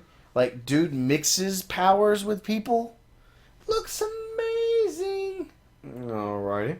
Let's see. It says PlayStation 4 launches November 15th in North America and November 29th in Europe and Latin America. Yeah, we get it first, people. The launch titles include NBA 2K14, Call of Duty Ghosts, Skylanders, Swap Force, Need for Speed Rivals, Battlefield 4, Madden 25, which is the stupidest name ever, FIFA 14, Killzone Shadowfell, Drive Club. I'm sorry, it actually says hashtag Drive Club. Knack, Assassin's Creed Black Flag, which means I'm going to have to buy the damn system. Watch Dogs, Just Dance 2014, and Lego Marvel Superheroes. Alright, so I'm going to put it out there now. Who wants to buy me a PlayStation 4 so that I might play Assassin's Creed? So that he can buy Black Flag for himself. And also Lego Marvel Superheroes for the group, which is you. I'll play the hell out of that game. I play Batman with Trent all the time. A list of confirmed games for Xbox One, also coming out of comingsoon.net. Let's see. I don't want to read all of them. Assassin's Creed, Call of Duty Ghost, Farmers. Can I make this go down? Yes, X corner. Oh, there it is. Forza. Oh yeah, that's news we didn't have in here. PlayStation 4 is getting Minecraft. Oh, that'll be interesting. What do we got? Watch Dogs, Zumba Fitness. I'm gonna get my fitness on. Check out the full list in the show notes. It's an expansive list. And another list For you wrestling fans out there, wrestling fans. WWE 2K14, which goes to prove that nobody can spell anything as a full fucking letter word anymore. Well, WWE is the name. World Wrestling Entertainment. I don't think it's called that anymore. I think it's called WWE. 2014. Actually, They can't even be bothered to add the 0. to add the 0. Instead, it's 2K. You know why? Because 2K is the brand and then 14 is the year.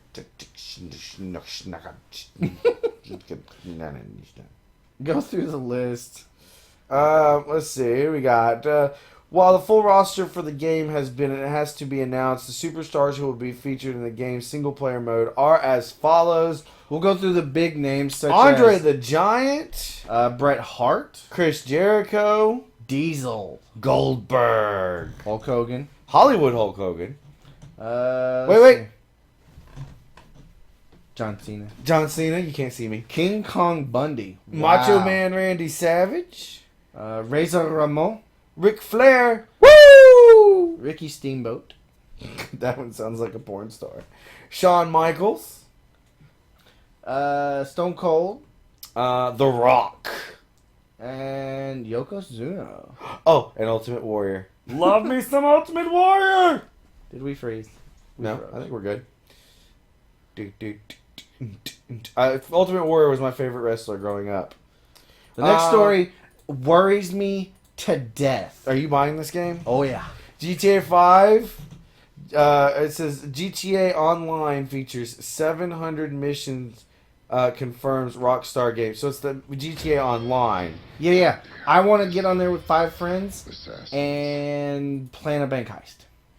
Rockstar Games recently revealed the online multiplayer portion of GTA 5, titled as GTA Online. The developer showcased first ever gameplay footage of GTA Online, which was received by critics and GTA community. Today, Rockstar Games director Leslie, is that right? Yes. Leslie Benzies has shared more details about GTA Online. The Benzies. According to Benzies, GTA Online features over 700 missions. 700 missions. I don't know that I'm going to buy this game or not. I haven't bought a new game in really a very, very long time. Got 2 more stories. Xbox One games are going to be region free, which will mean more to people in other parts of the world, not ours. If the story will come up, I will read it to you. Geek.com, you fail. This one always takes a minute.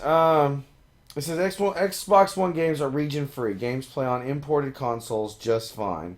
A couple of days ago, Microsoft announced that Xbox One would be delayed in 8 out of 21 markets. Belgium, Denmark, Finland, Netherlands, Norway, Russia, Sweden, and Switzerland. While those regions should be familiar with getting shafted by the gaming industry since they aren't the most major markets, this time around Microsoft has somewhat softened the blow. Microsoft has confirmed that Xbox games will be region free. Region free games means that if those territories can get their hands on an Xbox One at launch, likely, though, through internet-based avenues, they will not have an issue playing games in their home country. So that's actually really cool. As much disappointment has been around all the first-time announcements that Xbox One had, right? The fact that they're doing something for the gamers around the world and not just for this country is a cool thing. I appreciate that. Right. And our last story, and so how we're ending on this is beyond me. Chick news. We've got a little bit of 50 Shades of Grey news, And it says, do we have an Anastasia Steele, whoever that might be? Real quick, go look her up. Dakota Johnson, who we were told is the daughter of Don Johnson and Melanie Griffith. Girl's got some acting in her blood, though. Yeah, she does. Apparently, she is on the hook to be Anastasia something.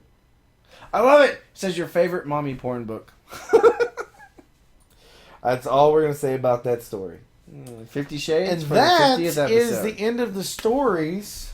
Holy crap. We're going to go over last week's question of the week. Then we've got this week's question of the week. And then that's the show. Last week's what is your nerdy dream job? Devaraj Ramsey.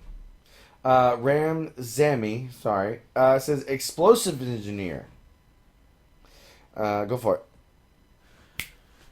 it. Spencer wants to work at IGN, Infinity Ward, or Bungie. Can't decide. Pick one, man. Pick one. Jim Terry III says weapon designer and tester. Our cousin, Jessica Ford, wants to be an historian. That is perfectly a nerdy job. I believe that's nerdy enough for me. Then we've got William McAmis, a CIA operations situational coordinator. That is wildly specific. So you want to be a CIA OSC? Shut up. Sarah Hill wants to wants to open a cosplay cafe, or at least work at one. Denny Breaks. Denny Lawler says, No, it's Denny Breaks, the Lawler. We screw it up every time. Sorry, Denny. It may not be very fantastical, but I would love to work at the Hobby Shack, which is a shop for all games, nerdy games, all games, nerdy games workshop, Magic the Gathering, and many more. That would kind of be a kick-ass place to work. I talked it over with my wife and decided I would like to be like an editor of a major comic book set, like DC or Marvel or something, so that I have to read the comics and approve them. Shane Miller wants to be in the X-Men. The executive producer at Marvel Studios, and yes, Kevin Feige, that means I want your job. My dream nerd job has been and always will be since I was 18 years old, a movie theater. I want to own my own movie theater. Just so you can walk in and watch a movie? No, it was one of the funnest jobs I've ever had. I would do it differently than they do now. Now, most movie theaters, 90% of them, do where, it's the screen that does the, your movie starting thing. I would still have the ushers do it. Because I had to do it in my theater. I loved it. The interaction, just being out there, depending on the type of movie, you could actually spend a second and interact with the people. Mm. Like I did for Star Wars Episode 3. I walked in and asked everybody if they were ready to watch Star Wars, and no one said a thing. I was like, fine, we're not starting the movie. And then they all screamed at me. It was great, and I loved it. And I would put a comic shop in there. Like a comic and game shop with like Magic the Gathering and a hobby shop. A hobby shop. I would put one in the theater for everybody because I think it would just be fantastic. Nice. All right, so question for this week. Actually, you're going to get 2 weeks to mull it over unless you do an episode. We'll see what happens. 50 episodes down. What would you like to see in the next 50 episodes? How would you like to see the show grow and change? Keeping in mind that both of us have 40-plus hour a week jobs. Just put that out there. What? Are you backing out on it? I was backing down a little bit. Just a little bit. Okay? So yeah, tell us your answers in all our social media sites, which are as follows. You can find us at Twitter and Facebook. Both are Nerd and the Noob. You can go to nerdandthenoob.com. It will transfer you right back over to Facebook. If you'd like to go to our forums, it's nerdandthenoob.niceboards.com. Our individual Twitters are at gman0184 for me, your nerd, and for your noob, it is at mangoirl. You can email us at nerdandthenoob@gmail.com. Please contact us any way, shape, or form. I will say that we have, and I'd like to apologize because I know she watched, we have an interview, someone that wants to interview us. She's contacted us. We have not forgot about you if you're still listening.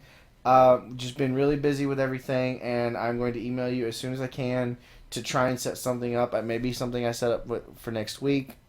That would be cool. But you're missing, so I think it would be better if we're both here for that.